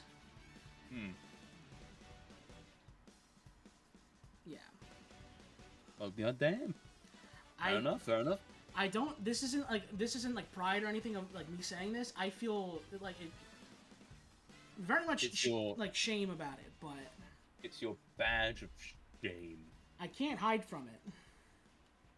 I mean, I know the feeling. I tried hiding. From Spore, but it always hides me. Yeah. Goodness. Yeah. I've got to say, in terms of like more recent periods, I mean, Elden Ring has probably taken up a lot of my time. Like, I only started playing that early this year, and it is probably going to be my most played game of this year. Yeah, I think Rivals is gonna take that trophy for me.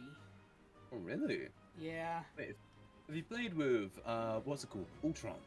Played Ultron yet? Only in bot matches as Ultron, but which is funny, I guess. But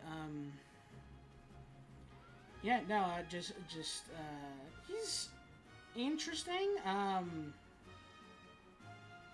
Like he's definitely like obviously not like a main tank. I'm sure everyone has said that. I'm not saying anything like revolutionary, but Yeah. Yeah. Do you find the choice of him being a support as interesting? Very interesting take, though. I think kind of knowing what Ultron's like all about, it's not like the strangest idea for him. Yeah. I mean, I get the idea of him being like a hive mind, but it's also the notion of this is a very what's the correct word to use? Correct wording. Considering this is somebody who, in his debut movie, which is what a lot of the a lot of the less comic book savvy fans would know him in, he spent 5 minutes on the internet and already wanted to wipe out all human life. Yeah. So the notion of him, healing allies it's an interesting take, to say the least. Yeah. I know that they have like the whole multiverse thing where like these are different versions of the characters. Yeah. Because Is the collision of timelines, because Doctor Doom is an asshole. He's doing a Doom thing. Yeah. He's dooming it. He's straight up dooming his shit. Straight up dooming. But yeah, I do like the notion that the way that Marvel Rivals is going, especially with some of the leaks that I've seen, where we're supposed to be getting something coming up with Null being introduced properly. Yeah, I've heard that. I never know what to believe with these leaks. Honestly, it's I don't know. I mean, yeah. I don't know. Some leaks are real. Some are less reliable. Okay.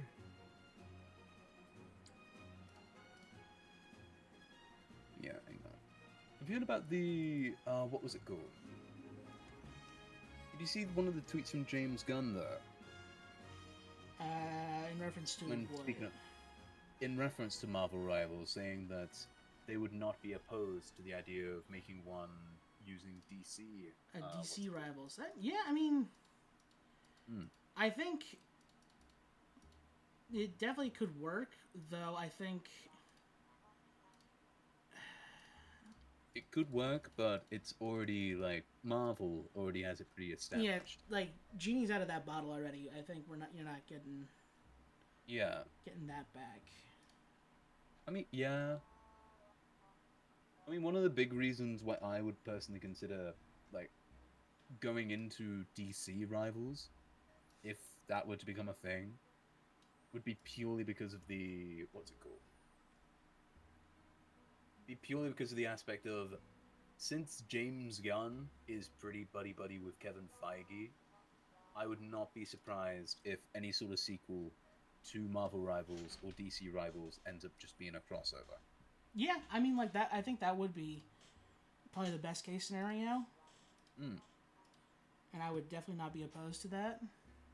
Oh yeah. I think competition, at least in comic books, is like kind of dumb. I mean, it's starting to die out. I mean, doesn't Marvel and DC have a crossover in comics coming up? Yeah, they're doing a Batman and Deadpool thing, which I think is questionable, but I I don't mean, know. I Batman is I've not been keeping up with the Cape Crusader as of late. I've I've not been keeping up with them much, but I do feel like Deadpool is not the best fit. Yeah, no.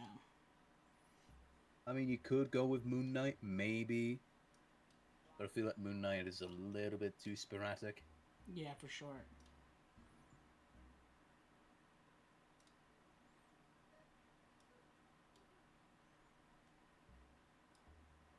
Yeah. Well, there is that. What was it? Wasn't there like a Sonic comic line recently? Yes, the Or- Sonic Hmm. with the Justice League, Hmm. which, yeah, Where they confirm that Sonic is faster than what is it, Wally West? yes, I think so. Some version of the Flash. In but one version, rather. Goodness. But yeah, I mean, it's cool. It's something that I do like. Like, don't get me wrong, competition is always good. I mean, look at like the console wars. Mm. That spawned some of the best games we've had. I mean, heck, the whole reason like From Software and the Soul series exist is spawned from console wars, which I'm assuming you've seen that. Mm. Yeah. Yeah, like competition does spawn some of the best products that the consumer can get. But at the same time, when stuff's already refined, plus wasn't there the whole thing about Xbox making their last console?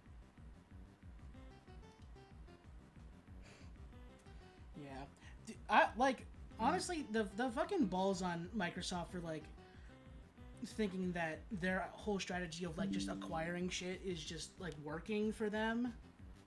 Yeah. We're gonna buy Nintendo. Yeah, okay, sure, Phil Spencer. I'm sure luck. you're gonna buy Nintendo. Mm-hmm. I mean, it's Microsoft. They might be able to afford it. It's just whether or not Nintendo would be willing to sell. Yeah, no, I don't. It would. Um, It would be like a cold day in hell when Nintendo decides to sell to Microsoft.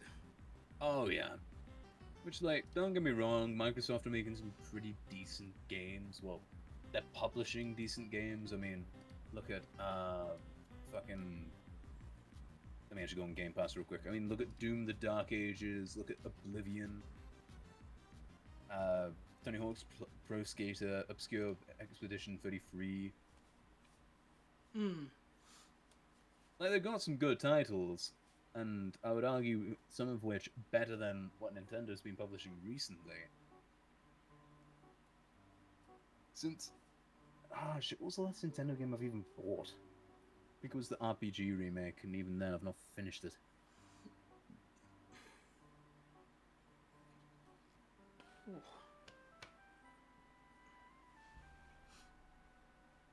Oh, since we're on video games, what's like a franchise that you really love that like they've gone in like the complete like wrong direction? Like you've loved it, it's been great, it's been great, it's been great, and then they just made a decision, and then now it's just awful, and they're not, and it seems like they're not going to stop with doing that. I feel like this is too easy for me to just say The Last of Us. Mm. I feel like that's low fruit, since let's be honest, a lot of people love The Last of Us 1. A lot of people. And The Last of Us 2 is still considered one of the most controversial games ever made. Mm-hmm. Even more so with The Last of Us Season 2, the TV show, Right. where Personally, I feel like The Last of Us 2 could be fixed pretty easily just by some minor changes. Mm-hmm. Where the biggest problem that I had was the idea of having a revenge story that doesn't properly tie itself up. Mm. Mm. Where I assume that you've seen The Last of Us 2. Yep. Where biggest issue I have, and spoiler warning for a 4-year-old game, where the notion of not killing Abby or not even given an option, where this could easily be solved by giving the player the option of spare or end this cycle of vengeance. Mm-hmm. Could easily give players that closure.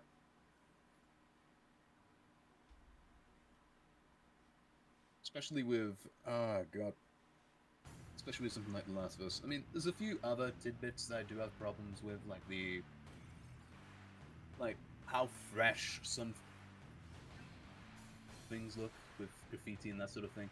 How some choices in the game are a bit questionable.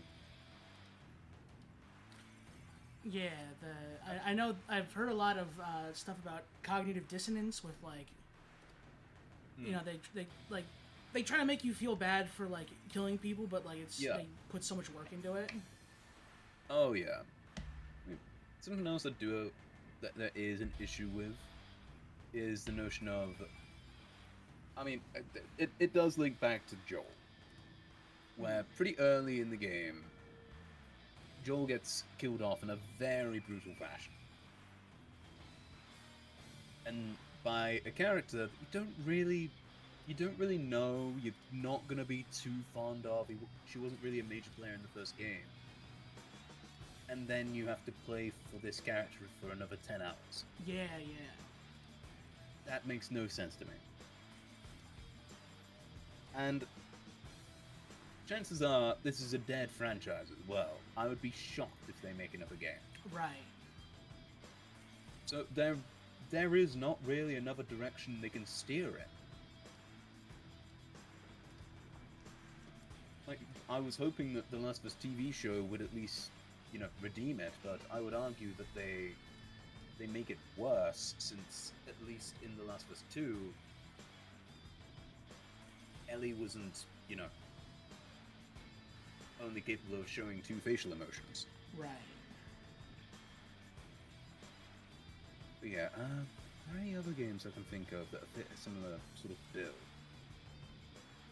I mean, Resident Evil at one point was in that sort of direction, but then they very quickly proved a lot of people wrong with Resident Evil 7. Mm-hmm. And I'm hoping that they don't end up making the same mistake with some of their remakes, since Resident Evil 4 was brilliant in its original. I would argue even better with its remake. Resident Evil 5 and Resident Evil 6 are the only games that I would never play again in my own time as a solo run. Sure. I would never play again on my own. Mm.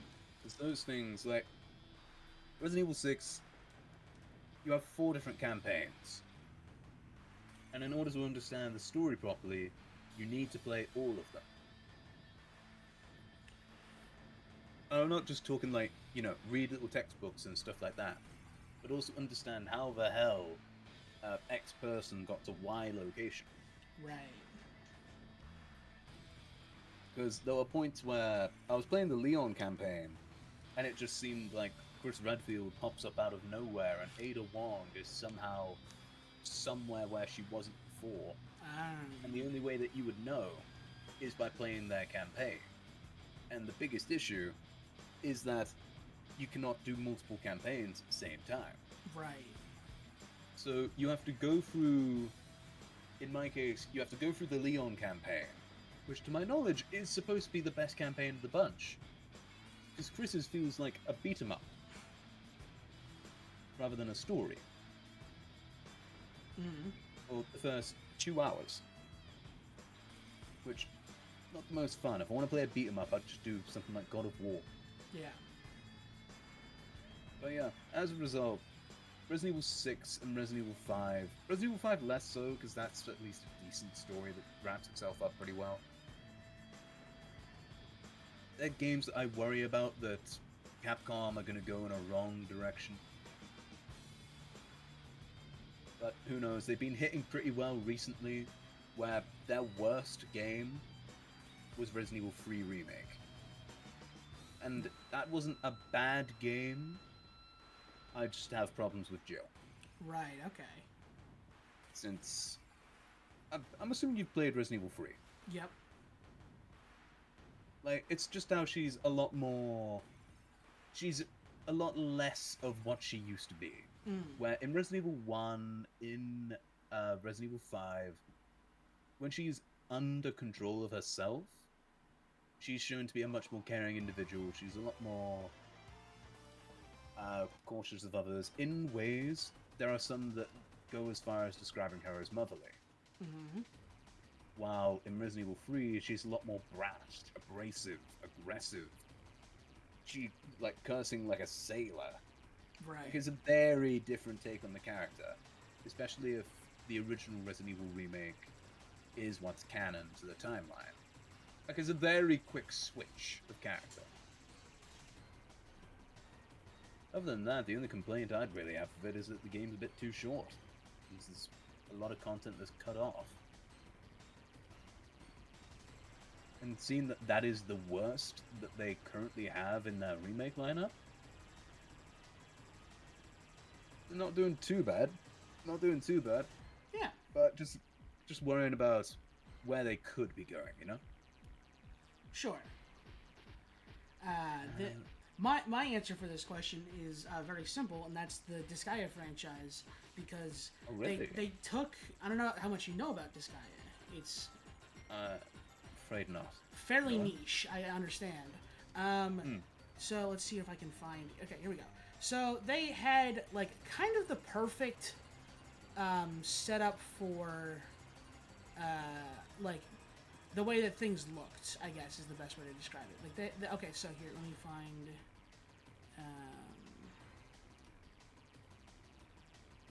so, like, they had, like, sprites that were, like, drawings, but...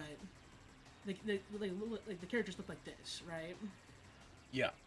Very cool, very stylish and whatnot. And then they decided that for the 6th game, after they had perfected the way these sprites looked, the way that like the gameplay was and everything, they decided they were like, hey, I have an idea. Let's make everything look like ugly ass 3D models that don't match the art style that we've had for decades now. Oh, yeah. It is, like, I think, quite frankly, this is, like, it should be a crime what, like, they did to this franchise. Yeah. Funnily enough, now that you're mentioning this, there are 2 other franchises that come to mind. Mm-hmm. Where, first one, I mean, this one's probably, both of them are probably low-hanging fruit. Assassin's Creed. Where, don't get me wrong, I love what Assassin's Creed used to be. I have a soft spot for Assassin's Creed 3 and Black Flag. But I've played a few of them a few of the more recent ones, and with Shadows, it doesn't feel anywhere near as well written to prior stories, and in the areas where it's not bad, in my eye, other games do better. Like with the Yasuke sections, it's very much more of a samurai hack and slash, which you could get better in Ghost of Tsushima, you could get better in Sekiro. Yeah. Like, it's more so that Assassin's Creed games aren't terrible, but you could get a better experience anywhere else, yeah. of what it's trying to do somewhere else. Because ultimately, they don't feel like Assassin's Creed games anymore. Because in the areas where you're playing as an assassin, it doesn't feel like real Assassin's Creed. Because like with what was the name of the more Ronin type character in Assassin's Creed Shadows? What's the name? I do not know. Hang on 1 second. Let me see if I can find a name. It was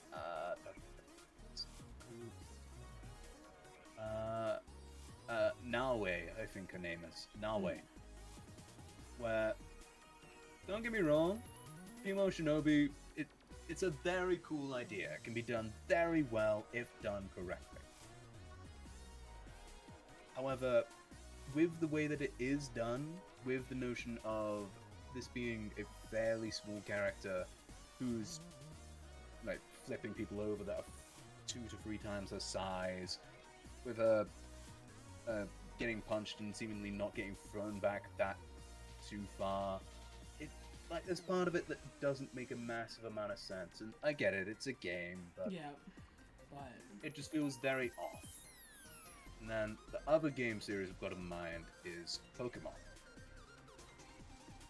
where what I'd say that they're doing wrong is what Dragon Quest are doing right. Where with Pokemon, they went straight into 3D, and a lot of people think that it's gone downhill ever since. I would agree. Because, like,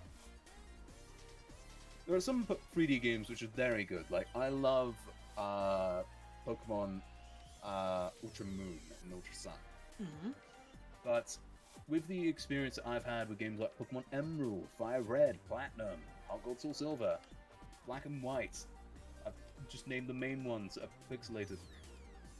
I cannot say that I've spent the same amount of hours in X and Y or Sword and Shield. And the easiest way that they could probably change is taking a note from Square Enix's book and looking into HD 2D, because that would be fucking cool. Like the sort of art style that we had with Dragon Quest III HD 2D, or Octopath Traveler, Triangle Strategy. Like, that could be cool as, but it's Game Freak. It's why there was a good part of an idea where I think I've mentioned this to you before, which was game companies swapping IPs for a bit. yeah. Where just letting other people have a crack at a different idea with like if you want to go with a 3D, go all in. Have like a From Software styled Pokemon game. If you want to go with the Legends Arceus stuff, or like something that Rockstar would make. If you were going to go into like more of a modern game, or if you wanted to go with HD 2D and go back to roots, go with something more like Square Enix. You know what I mean? Yeah. But yeah, Turbosaur, do you mind if I be right back? Hang on. That's fine. I will keep on keeping on.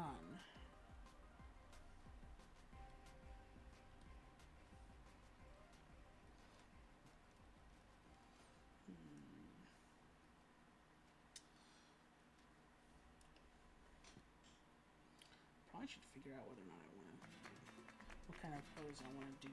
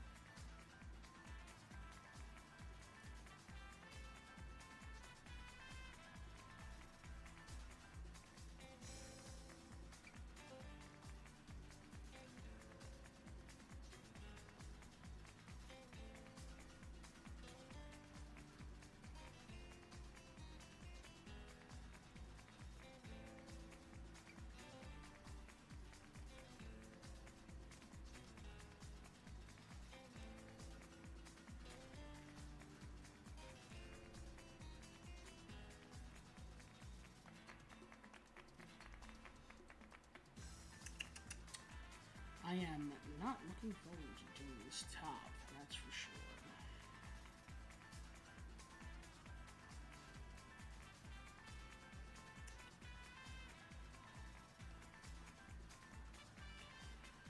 I wanted that to be like mesh stuff.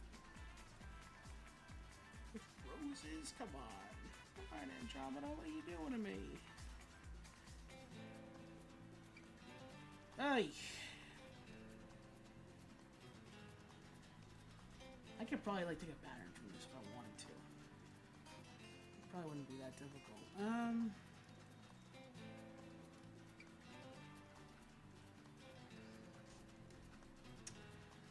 I think I'm gonna need to suss out more details from Homegirl when I talk to her about it.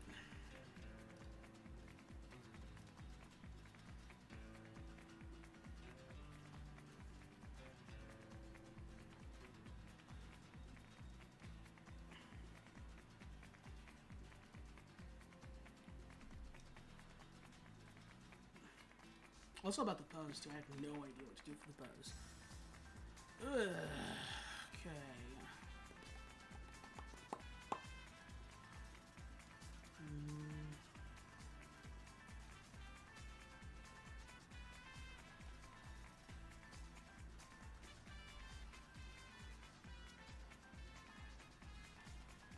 That's fine. I can do this. Besides, this is just like a sketch, you know? We're not doing anything concrete right now. That's concrete, baby. I also need to figure out what to make be like the shiny thing. She doesn't really have any sort of adornments or jewelry that I could use for that. I don't know if she has any kind of props or anything that she uses. You know, this is mostly a wait and see type deal, I think.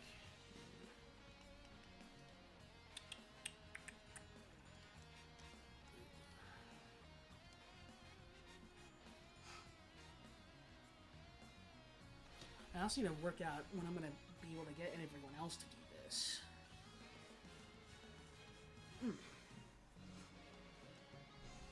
I also feel a little bit weird about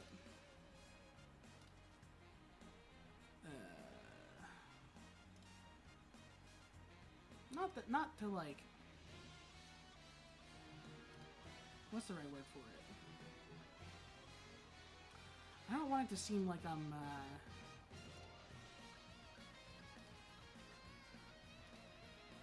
just doing this for whatever. Does that make any sense? No, it doesn't. I literally didn't explain anything. That's fine.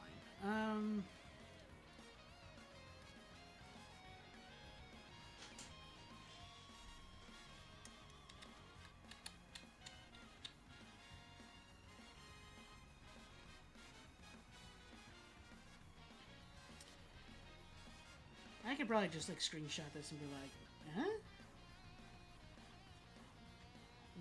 What do you think? Where should I go from here? Because Nui had like an idea of what she wanted like right out of the gate, and I knew exactly what I was going to do for him right out of the gate too. But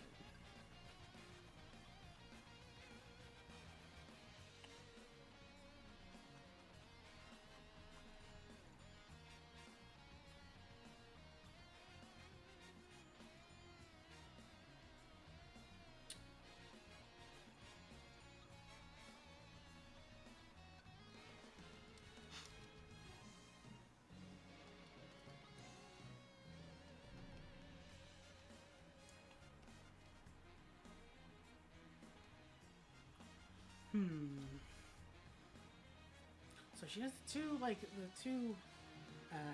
ponytails, the braided ponytails down the back. That's not what they're called, I know, but I don't want to look up the name for it. Oh gosh.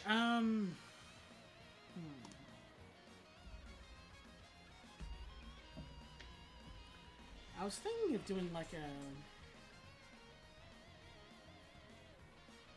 hair flip type deal where she's like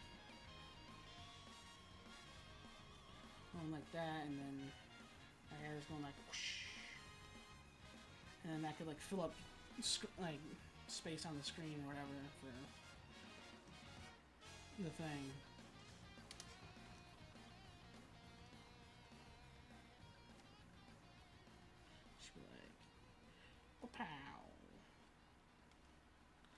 got my hands on my hip because that's a cool girl thing. So stupid, so dumb. All right.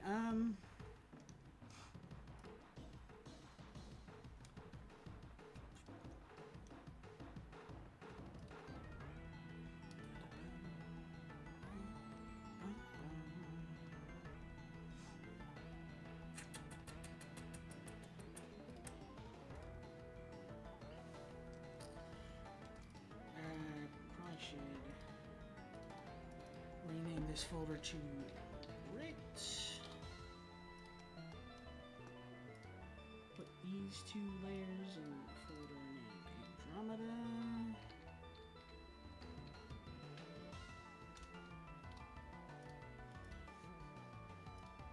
I could just like do sketches. I mean, yeah, what do I have to do? Nothing. Yin doesn't really have a design in mind yet, which is fair. That's fine.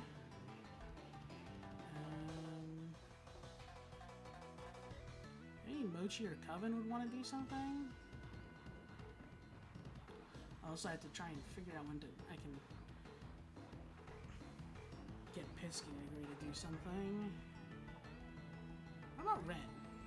What's she been up to?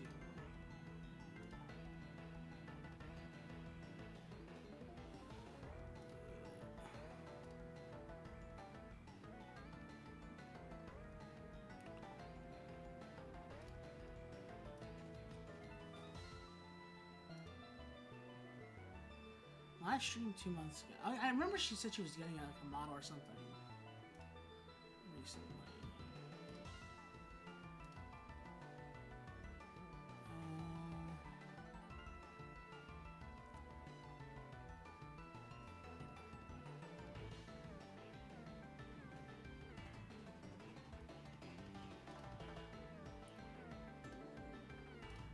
Maybe I best hold off on that one too.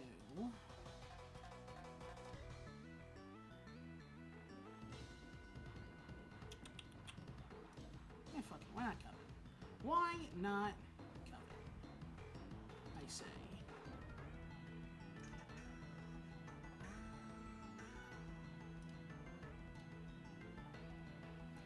You do the glasses for them.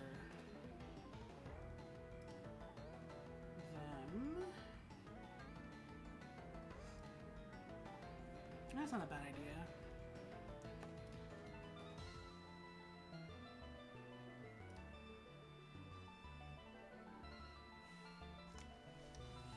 Let's not use yellow as a sketch color anymore.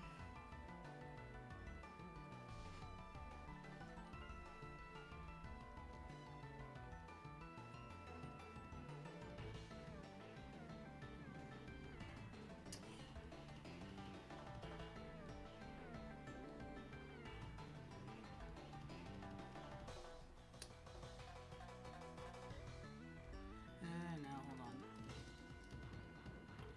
Let's see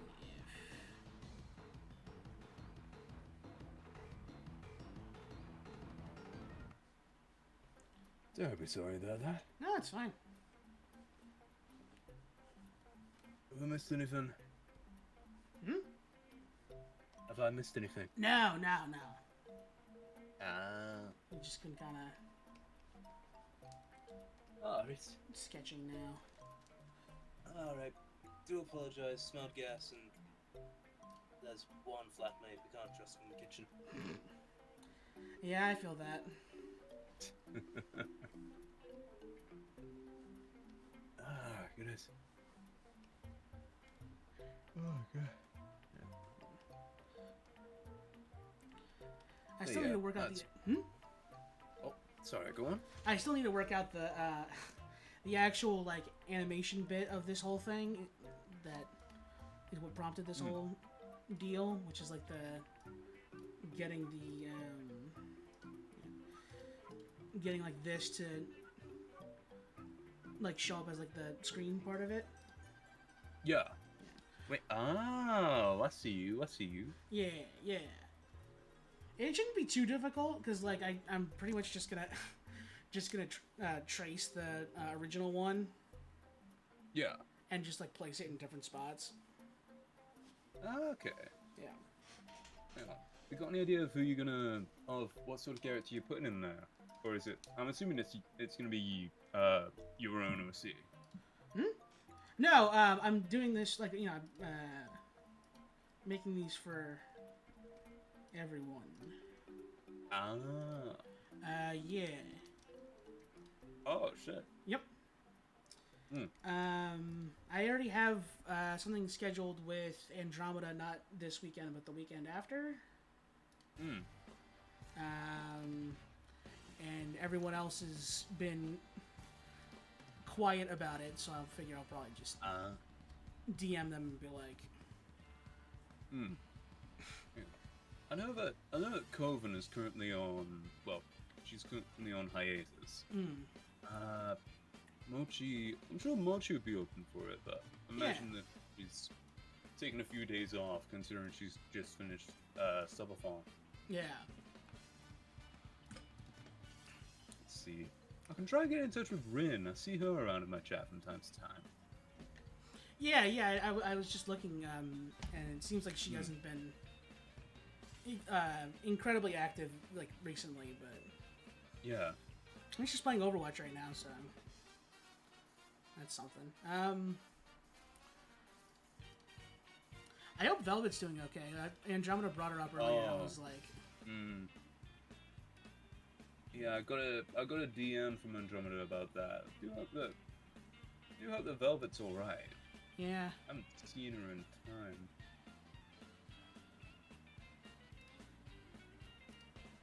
The last time I saw her, I might have been in the. Oh, what was the name of that SMP? Soul Stitch was it? Yeah. I think that was the last time I saw her. I mean, she accepted the invitation to the server, and Yeah. I mean something, right? yeah.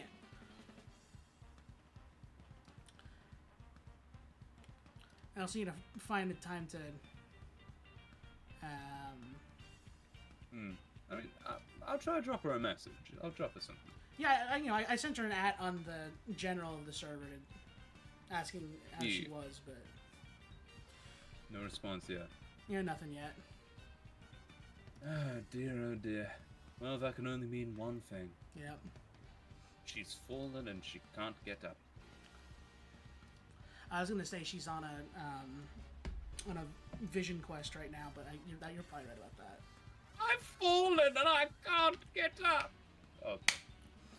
I would ask Ian, but he doesn't really have a design in mind yet. Unless that TV head thing is what he's going with, which would be kind of cool, but... It's an interesting idea, but I imagine that would be expensive to rig. Yeah, probably. Unless he's also going to do that too, which... I mean, that's one of the issues with non-human designs. I mean... Or non-humanoid, sorry. Yeah. Because, like, that's at a point where you've got a Has-Been Hotel OC. Wait, hang on. What's the name of that TV dude in Has-Been Hotel, actually? That's not my, my neck of the woods. My apologies. Well, I mean, I found the character design. Because, like, if it's the TV thing, then kind of reminds me of this geezer. This little dude. Yeah. Yeah, what's the name? Vox. For anyone who knows who the hell that is. But yeah. Because it's got potential. It has potential to be something pretty cool, but it takes a lot of investment for something like that.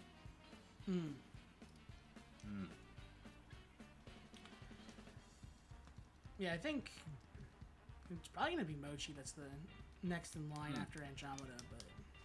Yeah. You never know. Never know.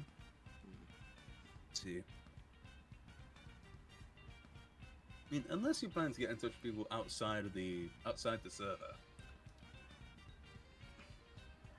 I did DM Andromeda the other night about like if she was up to it, and we discussed it there. So that's probably what I'm gonna end up having to do for like everyone. I mean, that makes sense. Yeah, I'm not like, oh god, I have to DM all these people that I know to do a thing. God, I have to get in touch with fucking Ian. Yeah, he's so hard to get in touch with. Where is he actually? No. Oh, fuck. Yeah, did I give myself away if I don't really text him too much? He's cool though. Yeah. He pops up in my chat from time to time. I'll pop up in his. Supporting the boys. You know how it be. Mm.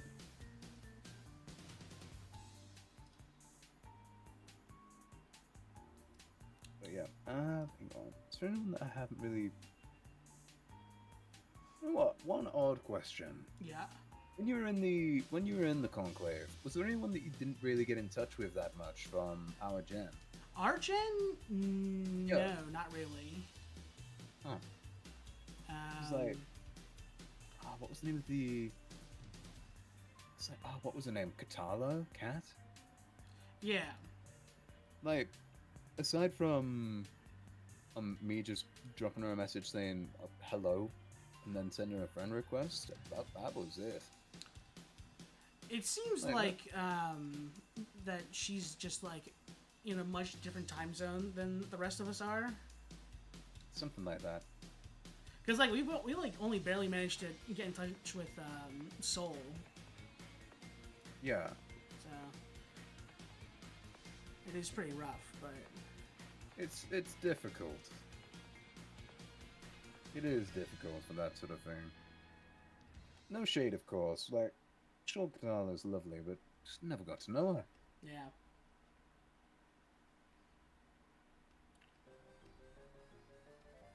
But yeah. Same sort of thing with Soul, although I will admit I did check out her YouTube. Yeah. Yeah, that's it. I didn't do a lot more. That's fair.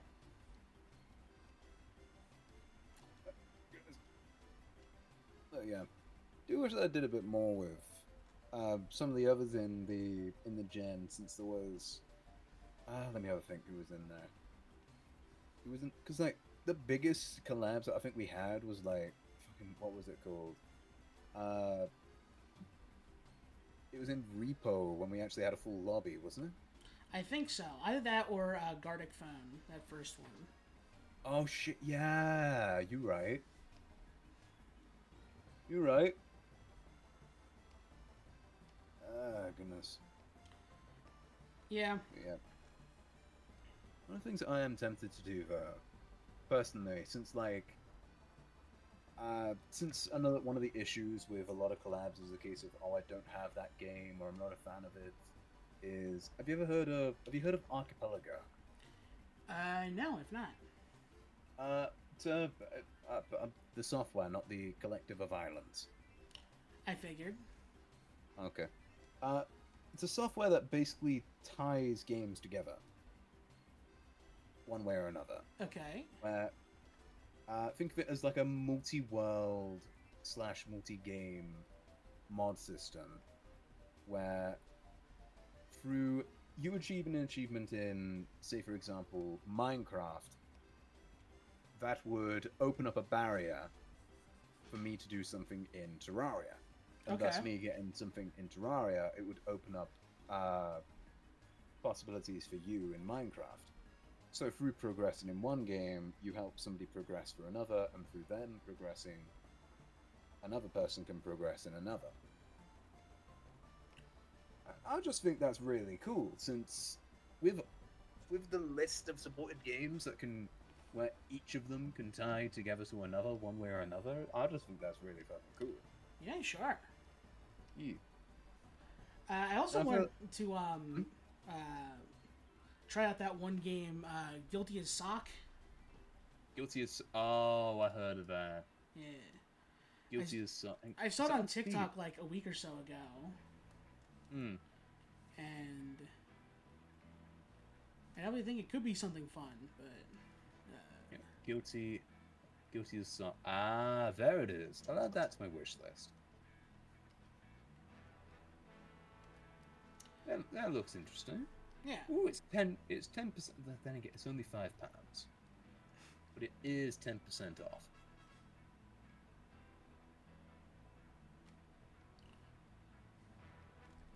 Wait a minute, mugshot. Might have to have a look in. I'll have a look into this one. Looks interesting. Yeah, I like I said, I saw it on TikTok and I was like, oh, this is kind of something like Repo, and that it's a big collaborative kind of game. Only thing I worry about is it'll devolve into the VR chat courtrooms, like the whole. Hey, Your Honor, in defense, you weren't there. Shut the fuck up. Yeah. You know what I mean? Yeah, I think the judge has a lot of different whatchamacallit, powers and stuff that they could do to just like herd that off at the pass, so to speak. Yeah. But yeah. Also, it's still in early access, so like obviously. Oh yeah. I mean, yeah, but at the same time, so many games are early access. Yeah. Like, don't get me wrong. I get that it means that it's still in development, but like, is Universe Sandbox still in development? It is. I mean, have you seen Universe Sandbox by any chance? I have, yeah. Released in 2015. It's been like August 2015, almost been a decade, and it's still an early access game. Yeah. Come on, guys. Let's get real about what's happening here. No, it's only the universe. It's right outside. Come on, chop chop. Yeah. Or even that, just I don't know. Maybe there's like a I don't know, because I feel like there's not really like a allowance or like there's any kind of like exceptions or anything you get made for like saying a game's out of early access. But yeah, I mean, it's just odd, and it's why early access kind of rubs me the wrong way nowadays. When games are able to be stated as early access for a decade, so as a result, it gives the impression of, oh, you can buy it now, but it's not a complete game. yeah. When in my eyes, Universe Sandbox is pretty complete. But apparently it's not, so if it's not complete, why is it out? Yeah. I don't know, it's just a weird thing in my eye. Ugh. I'm probably gonna pause with drawing for now, just because unlike you, I have no idea what I'm gonna do with these two. Hang on, let's have a look. Oh wait, are you doing multiple designs for Mochi and Andromeda as well? I'm just doing like I have no like. This is kind of just me drawing them right now to like get an idea of like how to draw them. Yeah. Because that's how my process works. Like, if I draw a character like by looking at a reference image, I think maybe 2 or 3 times I can do them like pretty easily after that. But yeah, I have no idea what I want their poses to be, what I could like do with them in terms of like the whole thing. Because like Numi told me what like pose she wanted to do. Right when we started talking about it, and I clearly I knew what I was gonna do for you as well. Alcoholism. Yeah, but Is there anyone that I could recommend? Because like the closest character I can think of that looks similar to Andromeda's character would probably be Marika from Elden Ring. And unfortunately, she's only really got one pose. Yeah, and like even past that, it's like there's also like personality you have to take into account and like what kind of. Yeah. So like it's I was probably just gonna like screenshot these and just like send it to him, and be like, obviously, you know, I'll ask for their input because they're gonna say like, oh my god, that looks amazing, and like that I would appreciate it because that is very nice of them to say. But it's not helpful, you know. Yeah. Yeah, you're right. But yeah. Oh, goodness. I might call it a night though, if that's all right. Oh yeah, like I was just kind of like, I didn't want to kick you out. I felt like No, don't worry about it. when I was finished with the collab with Nui, I was like, ugh, I feel like I'm just like rushing her out of the door. How do I kick you out? How do I excommunicate you? Leave my house now. Can you please leave me alone, please? But yeah, don't worry about it. Yeah. I'm planning to have an early night anyway, so it's been a pleasure, though. I've enjoyed this. Yeah, this was great. Yeah. Unless it's been fun, I shall leave you to wrap things up since, well, it is your stream after all. All right. All the best, mates. Yeah. Take care. Bye-bye. Bye. Ugh. I mean, yeah, I don't really have much more to say after that, but